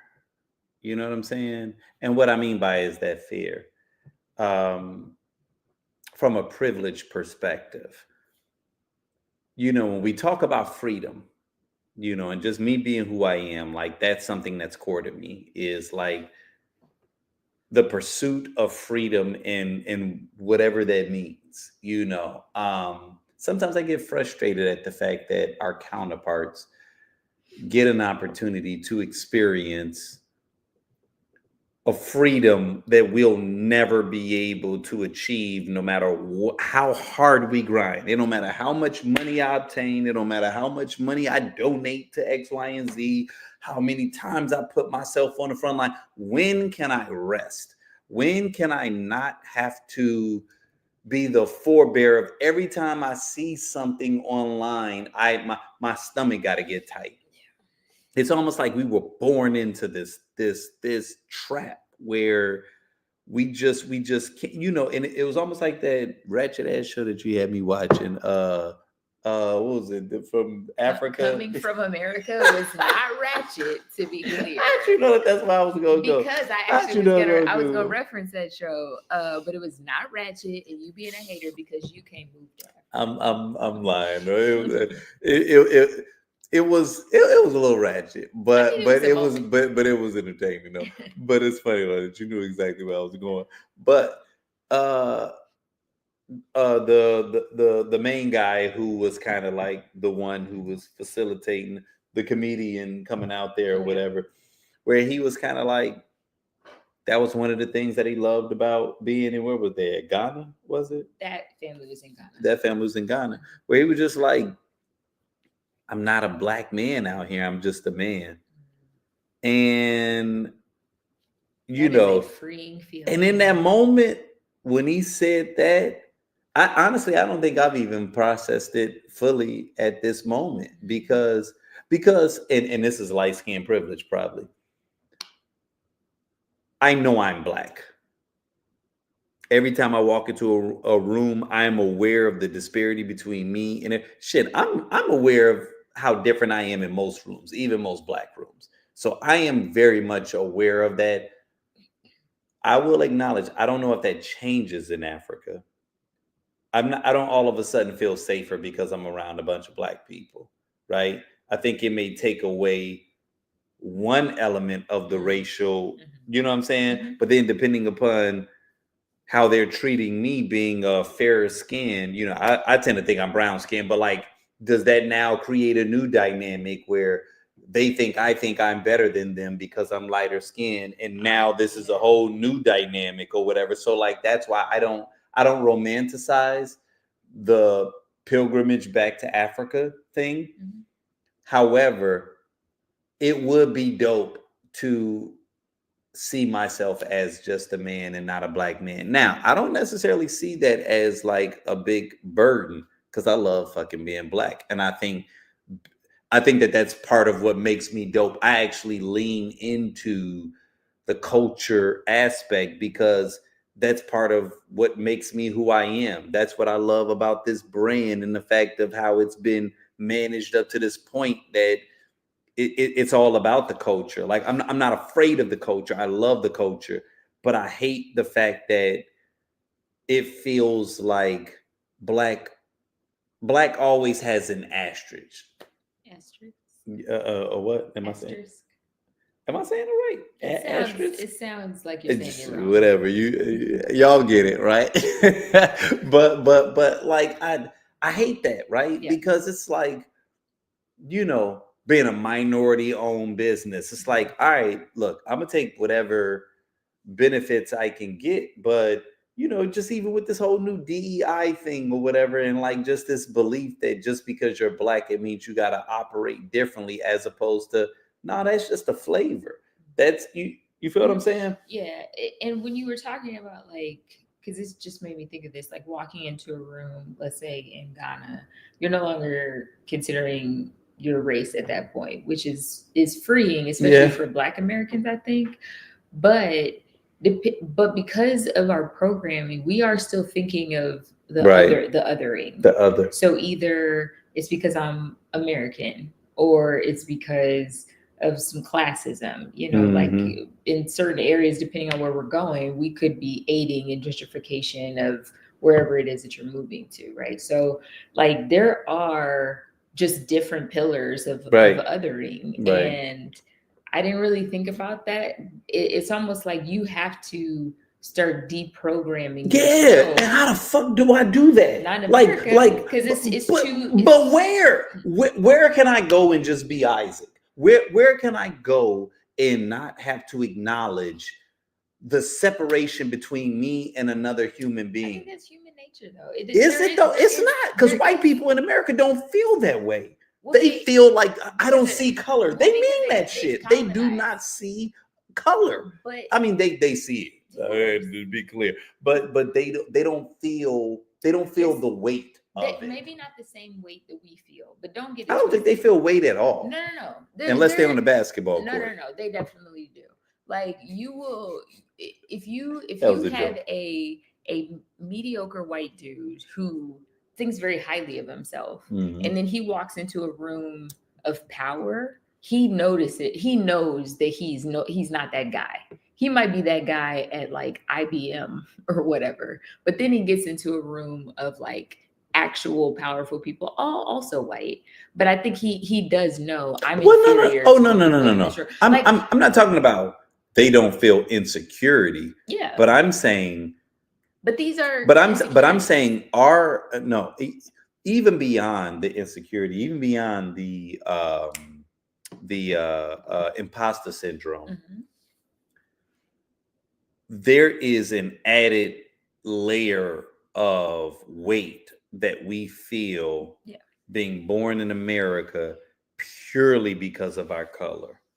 That even Black people in Africa, I don't think are weighted with. No. Because if you grow up where everybody looks like you, then you do feel like it's on some merit shit. Here in America, we know it ain't never been a meritocracy, because I can be the greatest, but I still got to overcome the Black part. I still have to overcome the Black part, despite the only area where we have not had to do that in is sports and hip hop. And sports recently, not the Jackie Robinsons and all the people that broke down the barriers, but I'm saying in recent years, because I just saw where Steve Nash. No, it wasn't Steve Nash. It was Steve Nash. What's Steve Nash? They was talking about how he was black. Yeah, you know what I mean? Like, and when you hear that, it's like, okay, finally, one of y'all can at least admit it. You know what I'm saying? Because I know y'all envy us sometimes, but it's like. It's almost like we carry this burden where they get to walk around with this. And maybe it's a facade, and maybe I'm being ignorant to their inferiority that they can feel at times. But because we know the systemic things that we have to fight against, I'm like, at what point can we just take a deep breath and not? Because I hate to admit it, there aren't many white friends that I have where there isn't always a hidden little line where it's like, please don't cross this line and make this shit weird. Oh, no, you know what I'm saying? Sure. Like, you could be woke, you could be an ally, you could be whatever. Please do not cross this line and make me have to determine how much do I love you, because you see what I'm saying? And they can call one another bitch and do all this other type of, but it's like, all right, you can play with me, but there's some things that you can't say, but not even just one word. You can't say boy. You can't say like anything to me that now injects race into this. And it's like, I want to be free of it. But if I am free of it, if I free myself of it, then I kind of make myself a target, right? Because they won't understand, oh, that's a liberated Black man right there. They go, hey, oh, that's a nigga I can say nigger around. You know what I mean? Like, they're not gonna know that I've stripped away the power of the word. They just gonna think, oh, I can say the N-word around this guy. And I'm like, no. I still whoop that ass, you know what I'm saying? I do think that there's a level of of that. So like you were saying that, like, let's say in another country where everybody is born either white or black, let's just say Zanzibar, like just a random African country that came to the top We of my clearly head. going to Zanzibar because I keep We're going to bringing that Zanzibar on shit up, right. vacation. But everybody's born black. But don't think that there aren't things that they have to think about, especially in a classism sense. In a lot of countries, classism is big. Oh, right. Like, Yeah. especially like, you know, I work in tech, and there are like segments of people from India where it's like I don't mess with them because of the classism disparity Mhm. between them, and it's serious. Like, it's not just so they do have certain weights that they carry, and it does connect to insecurity, despite how we segment it. Like, we feel it's sometimes for some people inferiority, but it is an insecurity.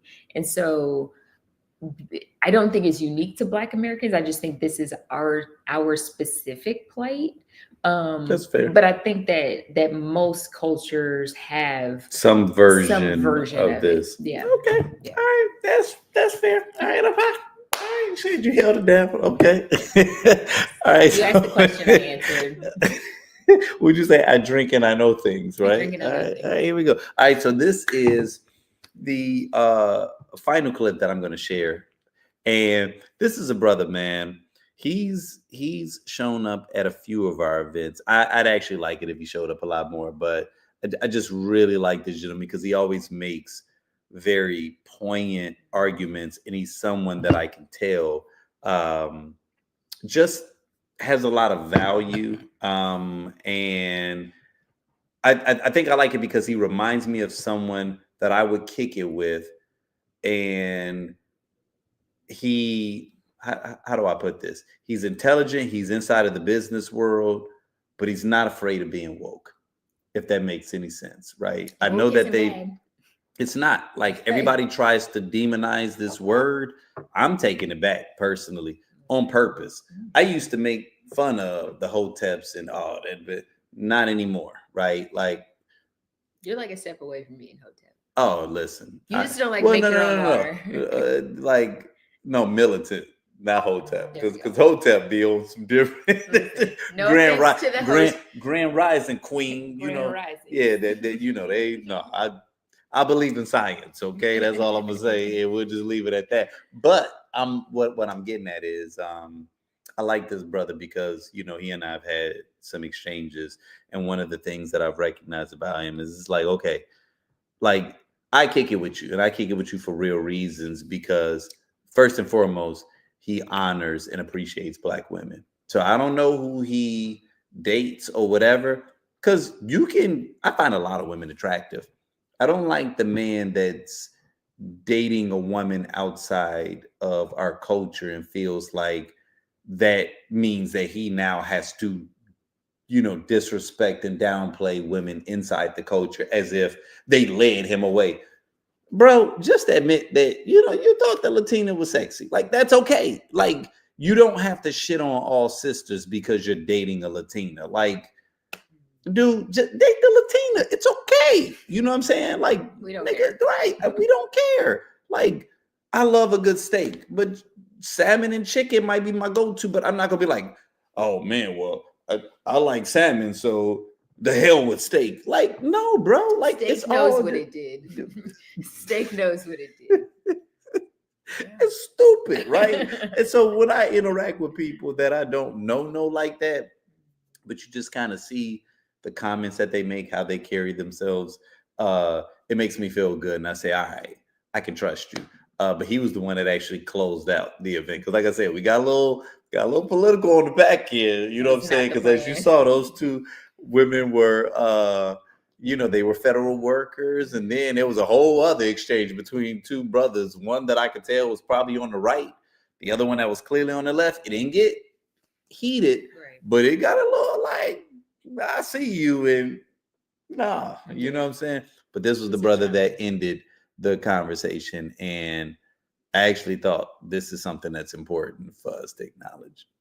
So, I mean, to the idea that we don't have a perfect system, you don't have a perfect ally. Your mother's love is not perfect for you. your wife or significant other's love is not perfect for you, you do not have a perfect ally that's up in alignment with everything that's important to you. They don't exist. To the idea of being able to ignore things that do not impact you, I want to remind you that we have a president that is in open defiance of 9-0 Supreme Court ruling right now. Open defiance. I read a post earlier today, actually made one, that was speaking to, there's an ad I saw for a temporary company, maybe some of you have seen a temp agency in Louisiana, that's looking to hire farm workers to pick blueberries. The ad is for $11 an hour for 10-hour days, 7 days a week to pick blueberries. That shit's gonna rot in the fields, right? Where we lose sight is the big picture. So what happens once we start? So we've lost the labor, we've had mass layoffs. The people that picked food willingly and happily, things that we're not gonna do, are not doing anymore. There are $45 billion earmarked for the building of new prisons in the US. Prison labor, quietly, is one of the best kept secrets in the US. What do you think that happens when you have an expanded definition of what a criminal is? As we see the man that was sent to El Salvador without due process, who wasn't a criminal, just deported. And the idea is to now send the homegrown ones as well. So what do you think happens when you can be labeled a criminal, you can be labeled a criminal, you can be, by decree from a monarch, and you fill those prisons? What do you think the plan is to supplement that labor that we've lost that's been deported? Do you think they did not understand that when the people who are picking this food leave, that somebody's got to do it? And who do you think that's going to be? So you can pick and choose to be blind by it, but there's a plan that involves you, whether you want it to involve you or not. And so we get to be comfortable right now, but the people that are making your food, that are growing your food, that are picking your food, when they leave, you're not going to starve. And what will happen is people will be forced to choose between what's ethical and moral and eating. And they'll turn a blind eye to your ass being put in prison to go out and pick that food for 37 cents an hour. So. Whew. Man, let me tell y'all something. Man, listen. He dropped it. Dropped it. Dropped it. And what was crazy was we had actually just sent one another that post, I think, earlier that day, because that was around the time that it was trending.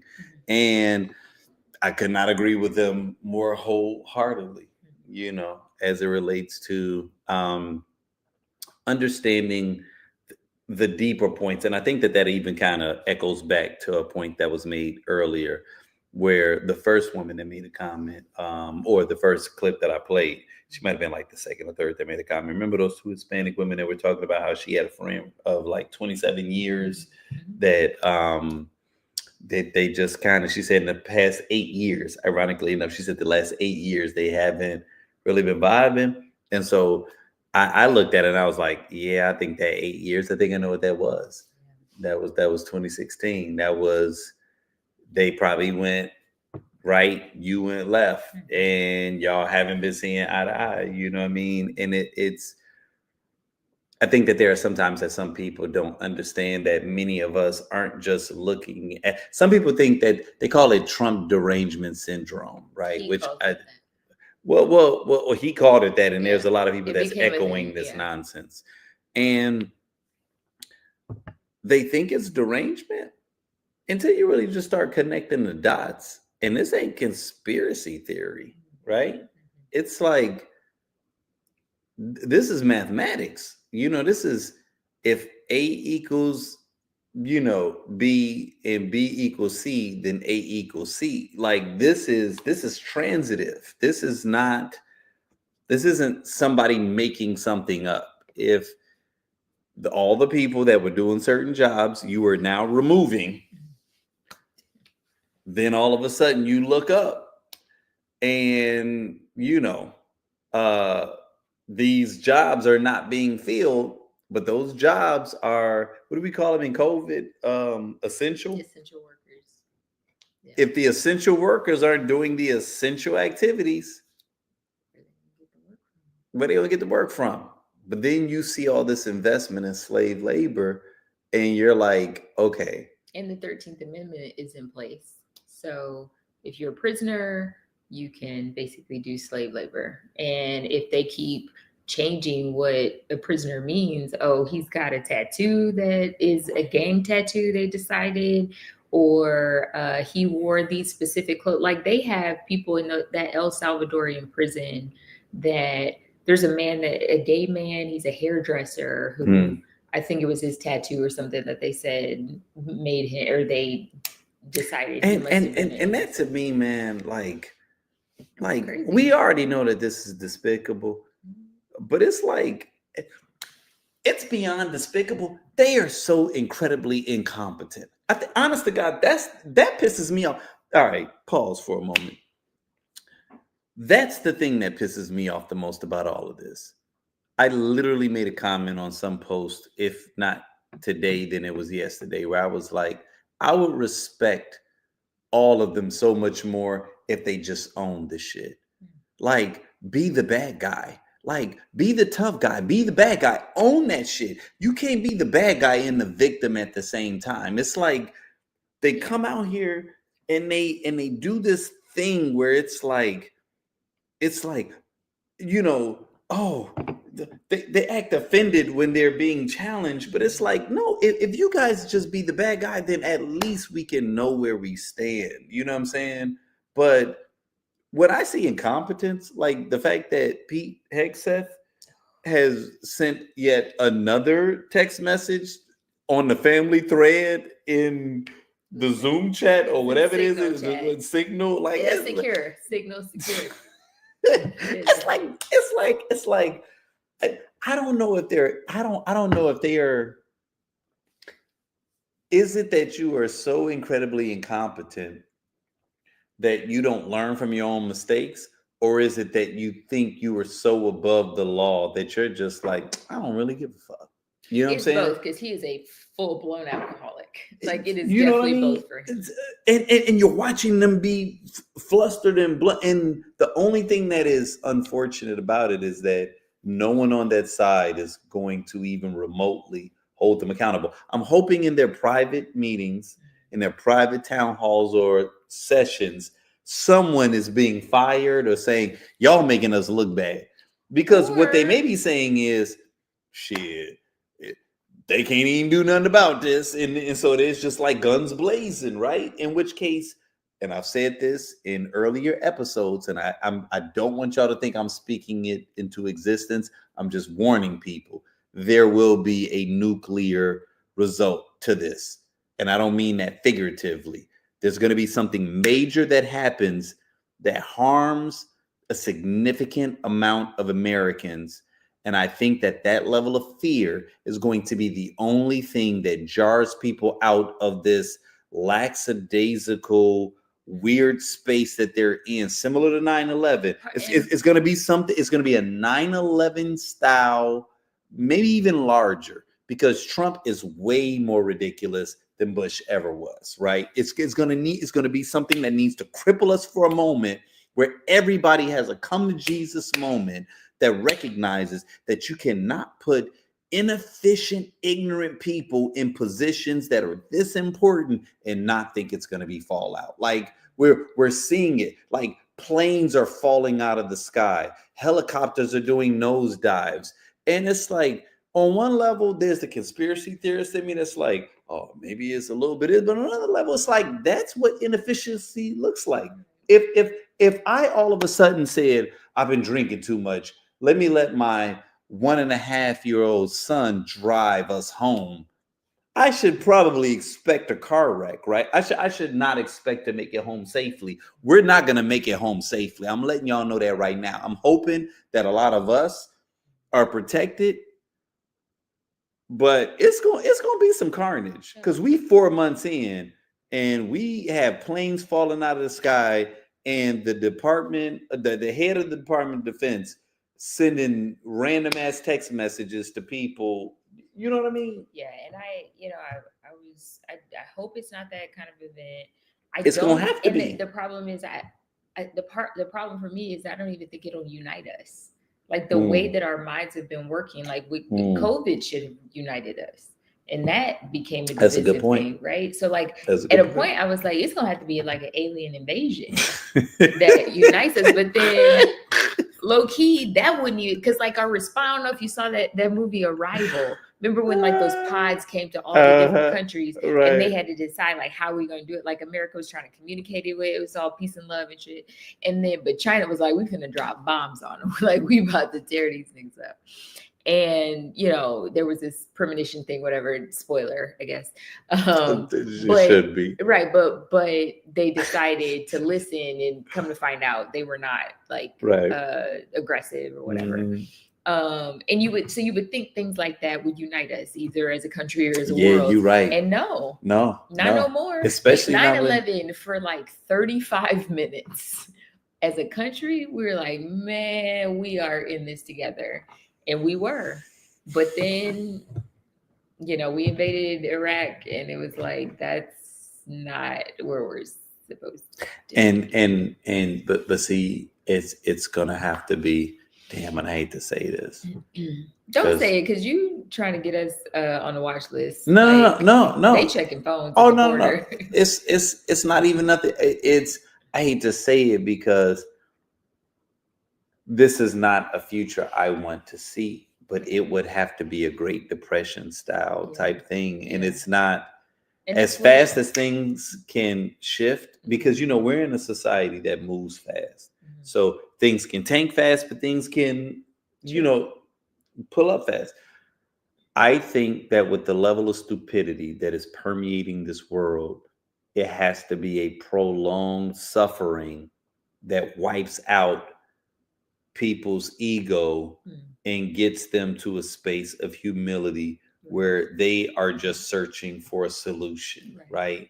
And because when you just see the way that we're moving right now, the fact that we don't believe in science, the fact that experts, it doesn't mean anything. Like, I can believe in conspiracies, but like common things are like conspiracies now. And it's just like, okay, you got to shake people up to the point where they admit, I don't know. And now I want the experts. And like you said, I didn't even think, because when you said aliens, I was like, yeah, that could do it, but you're all right. Nah, because we might want to fight the aliens, even though they can fly at light speed and do all kinds of shit. We would believe that American greatness if Trump told you that, oh no, we've been developing Space Force. I forgot about Space Force. Because it's a real thing. It's still a real That's thing. a thing. You know what I'm saying? Y'all gotta get rid of Space You know, Force. so This is that. God damn. Anyway, y'all, I'm sorry. I didn't mean to be I didn't mean to go on that tangent. I try to see our way out of this because I think about what I felt the future. You know what? Lately I've been having these thoughts of what I thought the future would look like when I was a kid. And sometimes, you know, I might listen to a song, or I don't know. It's been something that's been happening in my mind lately where I've been trying to recapture a little bit of, and maybe it's because I have a toddler, right? And I think that's one of the dope things about having a child, and even having it at my age now, is I'm forced to look at life through his lens. So not only accepting what it is that I'm going through, but just every little development that he's doing, you know, every little thing that fascinates him, you know. And it's so crazy because one thing that I'm actually kind of surprised at is that my memory is pretty solid. Like, I remember a lot of things about when I was 3, 4, 5, 6 years old. Maybe not all the minutia, but a couple of core memories really stick out. A couple of core things that I just held on to that used to get me excited about the future and just imagining what it would be like when I was an adult, you know. And now I'm here. And to be clear, I'm loving life. I'm loving life, right? Like I really am connected to the present, but there are times where I realize I've lost a little bit of that. Um, I don't know if excitement isn't the right word. It's something else, but I can see it in my son, right? And I question, where did that go? You know what I mean? And not where did that go? Yeah, obviously maturity, but is there a way that I could recapture some of that? You know what I'm saying? Have I adopted some frames of thinking that the world put on me that's not really me, if that makes any sense? Like, I sometimes I want to challenge that. Like when we were talking a moment ago and I was talking about freedom, I think that that's what I'm searching for, is what does freedom look like, right?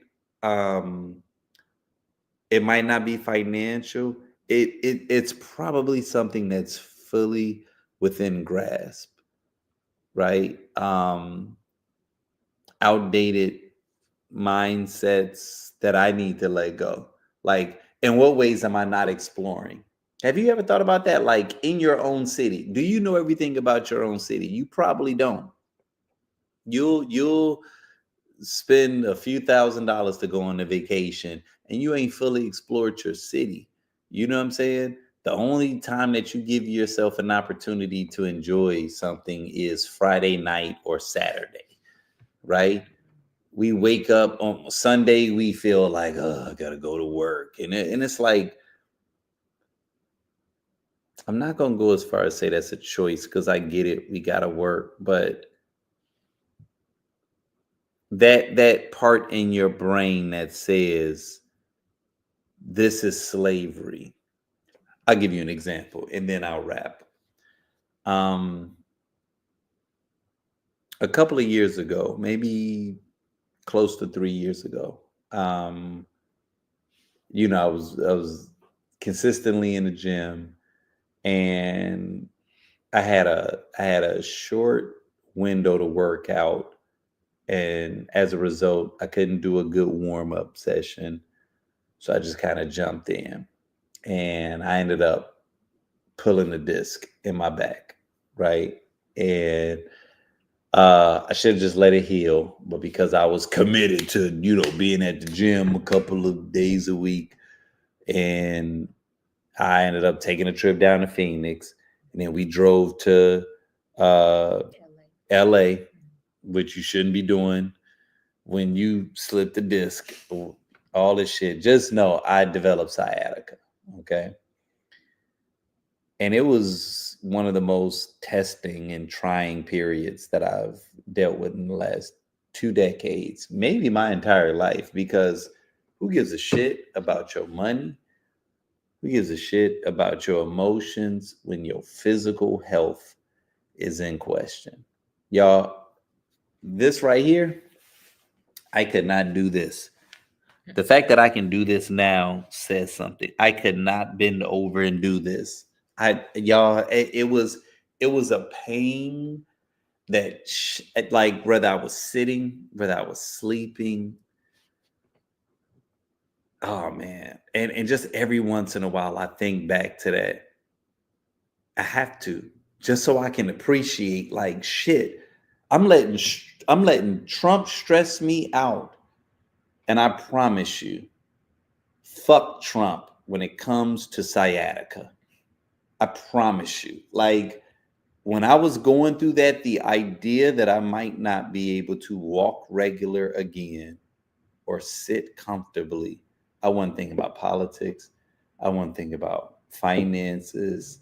I wasn't thinking about this before we had Alex. I was just wondering, will I ever walk regular again? And even as I think about it right now, it's like, that was a frightening period. That was a very frightening period. And so sometimes I have to conjure that so that, you know, I can remember it.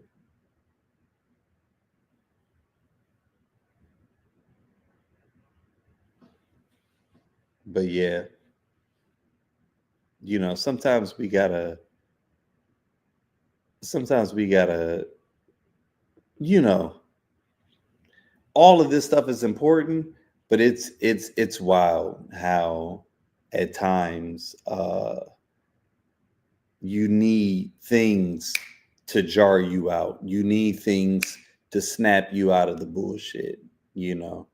Um, whether it be social media, whether it be family drama, whether it be just whatever.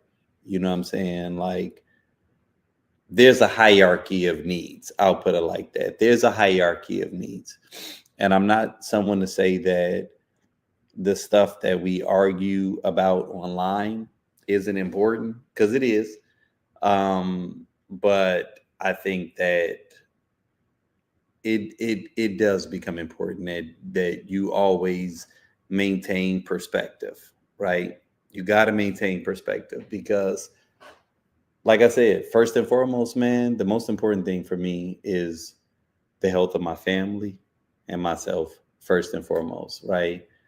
And everything else, man, it everything else shifts under that. And so it becomes important to know your whatever is going to be like your guiding principles. You know what I'm saying? And not allowing these temporary moments to uh, deviate us too far from whatever your path is. You know, yeah. And I won't go further than that in that space because regardless of what side of the fence that we fall on, I do think that ironically enough, there's a lot more that connects us than separates us. It's just unfortunate that right now we're in a state where uh and I will be transparent with this, we got an administration that thrives off of carnage and chaos, right? That's not about connecting people, right? Everybody wants to be all peace and love and shit now. And it's like, nah, but that's not the energy of the person that's at the helm. You know what I'm saying? It's making it hard. It's making it hard for us to connect. I saw something, some reel on that came out from Fox News where they were just so amazed that people that were in dating could, oh my God, people aren't dating people because you they aren't dating people because of your political. And it's like, yeah, we aren't. Like, why are you surprised at that? Right? Because this ain't got nothing to do with politics no more. You got one person that has literally been about separation, been about carnage, been about chaos, been about talking shit constantly. On Easter Sunday, he sends off a long ass thing shitting on all of his enemies. This is on Resurrection Day. But everybody's like, I don't understand why people wouldn't want to date someone that has a different political view than you. Forgive my French, but shut the fuck up. Seriously. Are you serious? Your own president right now is on Easter Resurrection Sunday talking shit about all of his enemies, but you're trying to figure out why someone wouldn't want to date you because of who you decided to vote for. When has this been regular? But anyway, like I said, I had a couple of comments, man, that I at least wanted to address because I appreciate it when you all tap in, you know what I'm saying? And this was something that I actually thought was pretty dope. And a lot, going back to an earlier conversation, in a lot of African countries, there is tribalism. Yes, we know we are Black. However, tribalism and classism are priority. It's not unique to Black Americans. I appreciate that insight, you know what I'm saying? Because, yeah, you know what I mean? Animated moi. Right, which is dope. You know what I'm saying? It's not derangement. It's very intentional. See, I'm talking about. See, this person right here is a thinker. This is a thinker right here. You know what I'm saying? They know they are incompetent. They are operating out of fear. So this is reminiscent of centuries ago. Okay. But can I tell you like the last thing that I think might unite us? If it ain't the aliens, what is it gonna be? It's not the aliens. What's Wait what's for it. gonna At be least that? as Americans. What's I that? can't What's speak, that? I What's that? can't What's speak for the that? world. What's that? Inconvenience. Okay. Collectively, Mm. we do not. We expect packages to appear at our door at a minimum of 2 days or less because Okay. of Amazon. We expect to be able to buy the gadgets, the clothes, the things, all that we need to do to make a perfect life for our toddler, or to get to work at whatever time we want to get to work from home if we don't feel like it that day. We require convenience, which is why we eat all these packaged products, because it's easy to just rip open. Like it's become American to have conveniences. Black, white, Mexican, brown, whatever. Mm. And if these tariffs start, and he's already pulled back on the China thing. Like he's already starting to pull back on the China ain't pull it back. China is not. They ain't pulling pull it back. They like, no, you about to feel this wrath. If China starts to really make us feel it, which I think they might, because I feel like they're in the petty space right now. They're just like, y'all have underestimated how much we own you. If they make us really feel it collectively, there will be blood in the streets. That is interesting. Yeah. Listen, we ain't got to go on a deep dive. We talk about this next week. Yeah. I'm just saying that is a thing that I think would unite us as a country. You are not about to have me picking my own food, mowing my own grass, cleaning my own house, cleaning my own shutters, doing all the things. There are so many things that we have gotten so accustomed to. Oh, we are. I mean, call it what it is. We're lazy. It is. We are the laziest of all. We're lazy. And it's like this may be a reckoning to get us to start growing our own food and doing things that we should be doing for ourselves. But see that has been part of what I see some people, because people always like to do that shit. Like when an argument, sometimes I always say it's three types of people. People don't want to fight, want to be right, and want to win. Sometimes when people just want to be right, they start pivoting. Yeah. And then it's like, oh, well, really, we should have been doing this all along. Right. We need to have these companies back in America. And it's right. And it's like, okay, but see, you're talking like you just wave a magic wand and then all of a sudden we got industry here. You do know that's like 10 years of like servitude and you dealing without a lot. That's a lot of Christmases of you having to do some extra shit. We don't have the talent to do a lot of the things that they do overseas. We don't. And so like what my man was talking about with them picking blueberries and shit like that. Okay, who gonna pick them blueberries? Because it ain't gonna be my 45-year-old ass or nobody that's older than me. Right. If you expecting 20-year-olds to come and pick blueberries, pull them off of TikTok. It's going and it's gonna have to be people that they lock up, because if it's not that, but what if that's not enough? Because if that's not enough, then at that point, slavery. Like they will have to enact the military on the citizens of this country. Like we are slow walking to this, man. And I'm gonna leave y'all with this. Auschwitz, if I'm not mistaken, is not in Germany. So they had those camps outside of Germany. It was occupied by Germany, but it's in Poland. So El Salvador is not in America. So they don't have to abide by American rules and how they treat their prisoners and all of that. Like they are playbook. It is literally the playbook from Germany. Like it. Ain't y'all glad y'all watched the script? Don't y'all feel good tonight? You know what I'm saying? Well, we did the recap of Elevation and shit. You know what I'm saying? Now, I would just say this much on a positive note. Okay.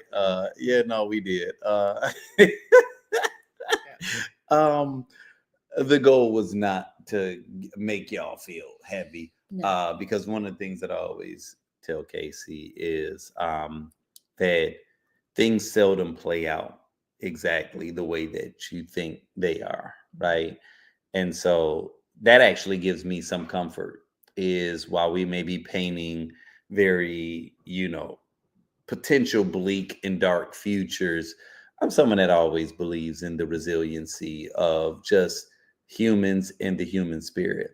I don't know what it's going to take to give us a collective jolt or reawakening. I feel like many of us are already here. If you're watching this, you probably are already here. So what we're trying to figure out is, how do we maintain a semblance of normality and comfort while we go through whatever this process is going to look like, right? Because the reality of it is while I do not want myself, my family, or you to have to endure this, there are some people that need to. There are some people where pain is going to be the only teacher for them. There are some people where you cannot show them, you cannot give them, you know what I mean? Like you can tell people all you want to about science and this, that, and the third. They anti-vax until they catch COVID and they realize they got a couple of days to live. And then they're asking the doctor, well, can I get the vaccine now? And it's like, I'm sorry, but that's not how it works. It's too late now, right? And so I don't know what version of that is going to play over into this in the fuck around and find out, right? I'm hoping that since most of us did not fuck around, that when the find out portion comes, that we are not the ones that are the primary people that are dealing with it the hardest. But I do know that we're going to have to deal with some of it. So because we're going to have to deal with some of it, we're going to need outlets, right? We're going to need comfort. We're going to need community.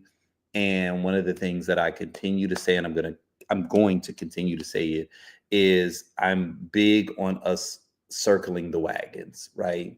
Because community has always been our protection. Community has always been our salvation. It's always been our family, right? And while we can all view things differently, I think many of us do understand the importance of what this is, right? And so, for me, what that means is just being tapped in, not just with your close friends, but with your family, and being intentional, right? Like not waiting for social media or waiting for media or any type of messaging to arrive at your doorstep to tell you when it's time to take action. You kind of know what it is you need to do, right? If you really look at your finances, you spend a lot of money each month. Money you don't want to spend, but money that you do spend. And what we need to start asking ourselves is, can we spend our money more wisely, right? One of the things I will give my wife absolute credit over is, if there is someone that she wants to support, she is very intentional. Right now, we don't drink Folgers. We don't drink any other coffee other than, what is it, Black and Bold. She found out about this black-owned coffee There's a producer. specialty coffee, also black owned. We have dabbled. You see what I'm saying? And it's actually really good, because I'm lactose intolerant, and this stuff does not, between that and the oat milk, it's got me regular. But I'm just saying, where you used to just go to Target and you would just buy recklessly, since many of us ain't at Target right now, we've already made the adjustment, right? So many people that have already shifted away from Target, when you think on it, that's what's funny. Now that they want to talk to Al Sharpton, which is some hilarious shit. Because of all people that you need to talk to, you like, Al Sharpton is the leader of the Negroes. Not Al. Can I? The leader of the Can I Negroes. talk to? Who's the leader of the new Jesse? No, not Jesse. No, It's Jesse. Al. Al's Okay. still on MSNBC. We're gonna do Al. So that's why they went with him. But the fact that they needed to speak with him says that, and it ain't like all black people are boycotting Target, but the black and the people that did not agree with their moves, it hit their bottom line to the point where they're seeing issues, you know what I'm saying, financially, and now they want to make adjustments. So what that means is, those of us that have already shifted, okay, where y'all spending y'all money at now? Costco? Okay, that's good. But you know what the next level is? So are we really winning if you just shifted from one space to another space? Yeah.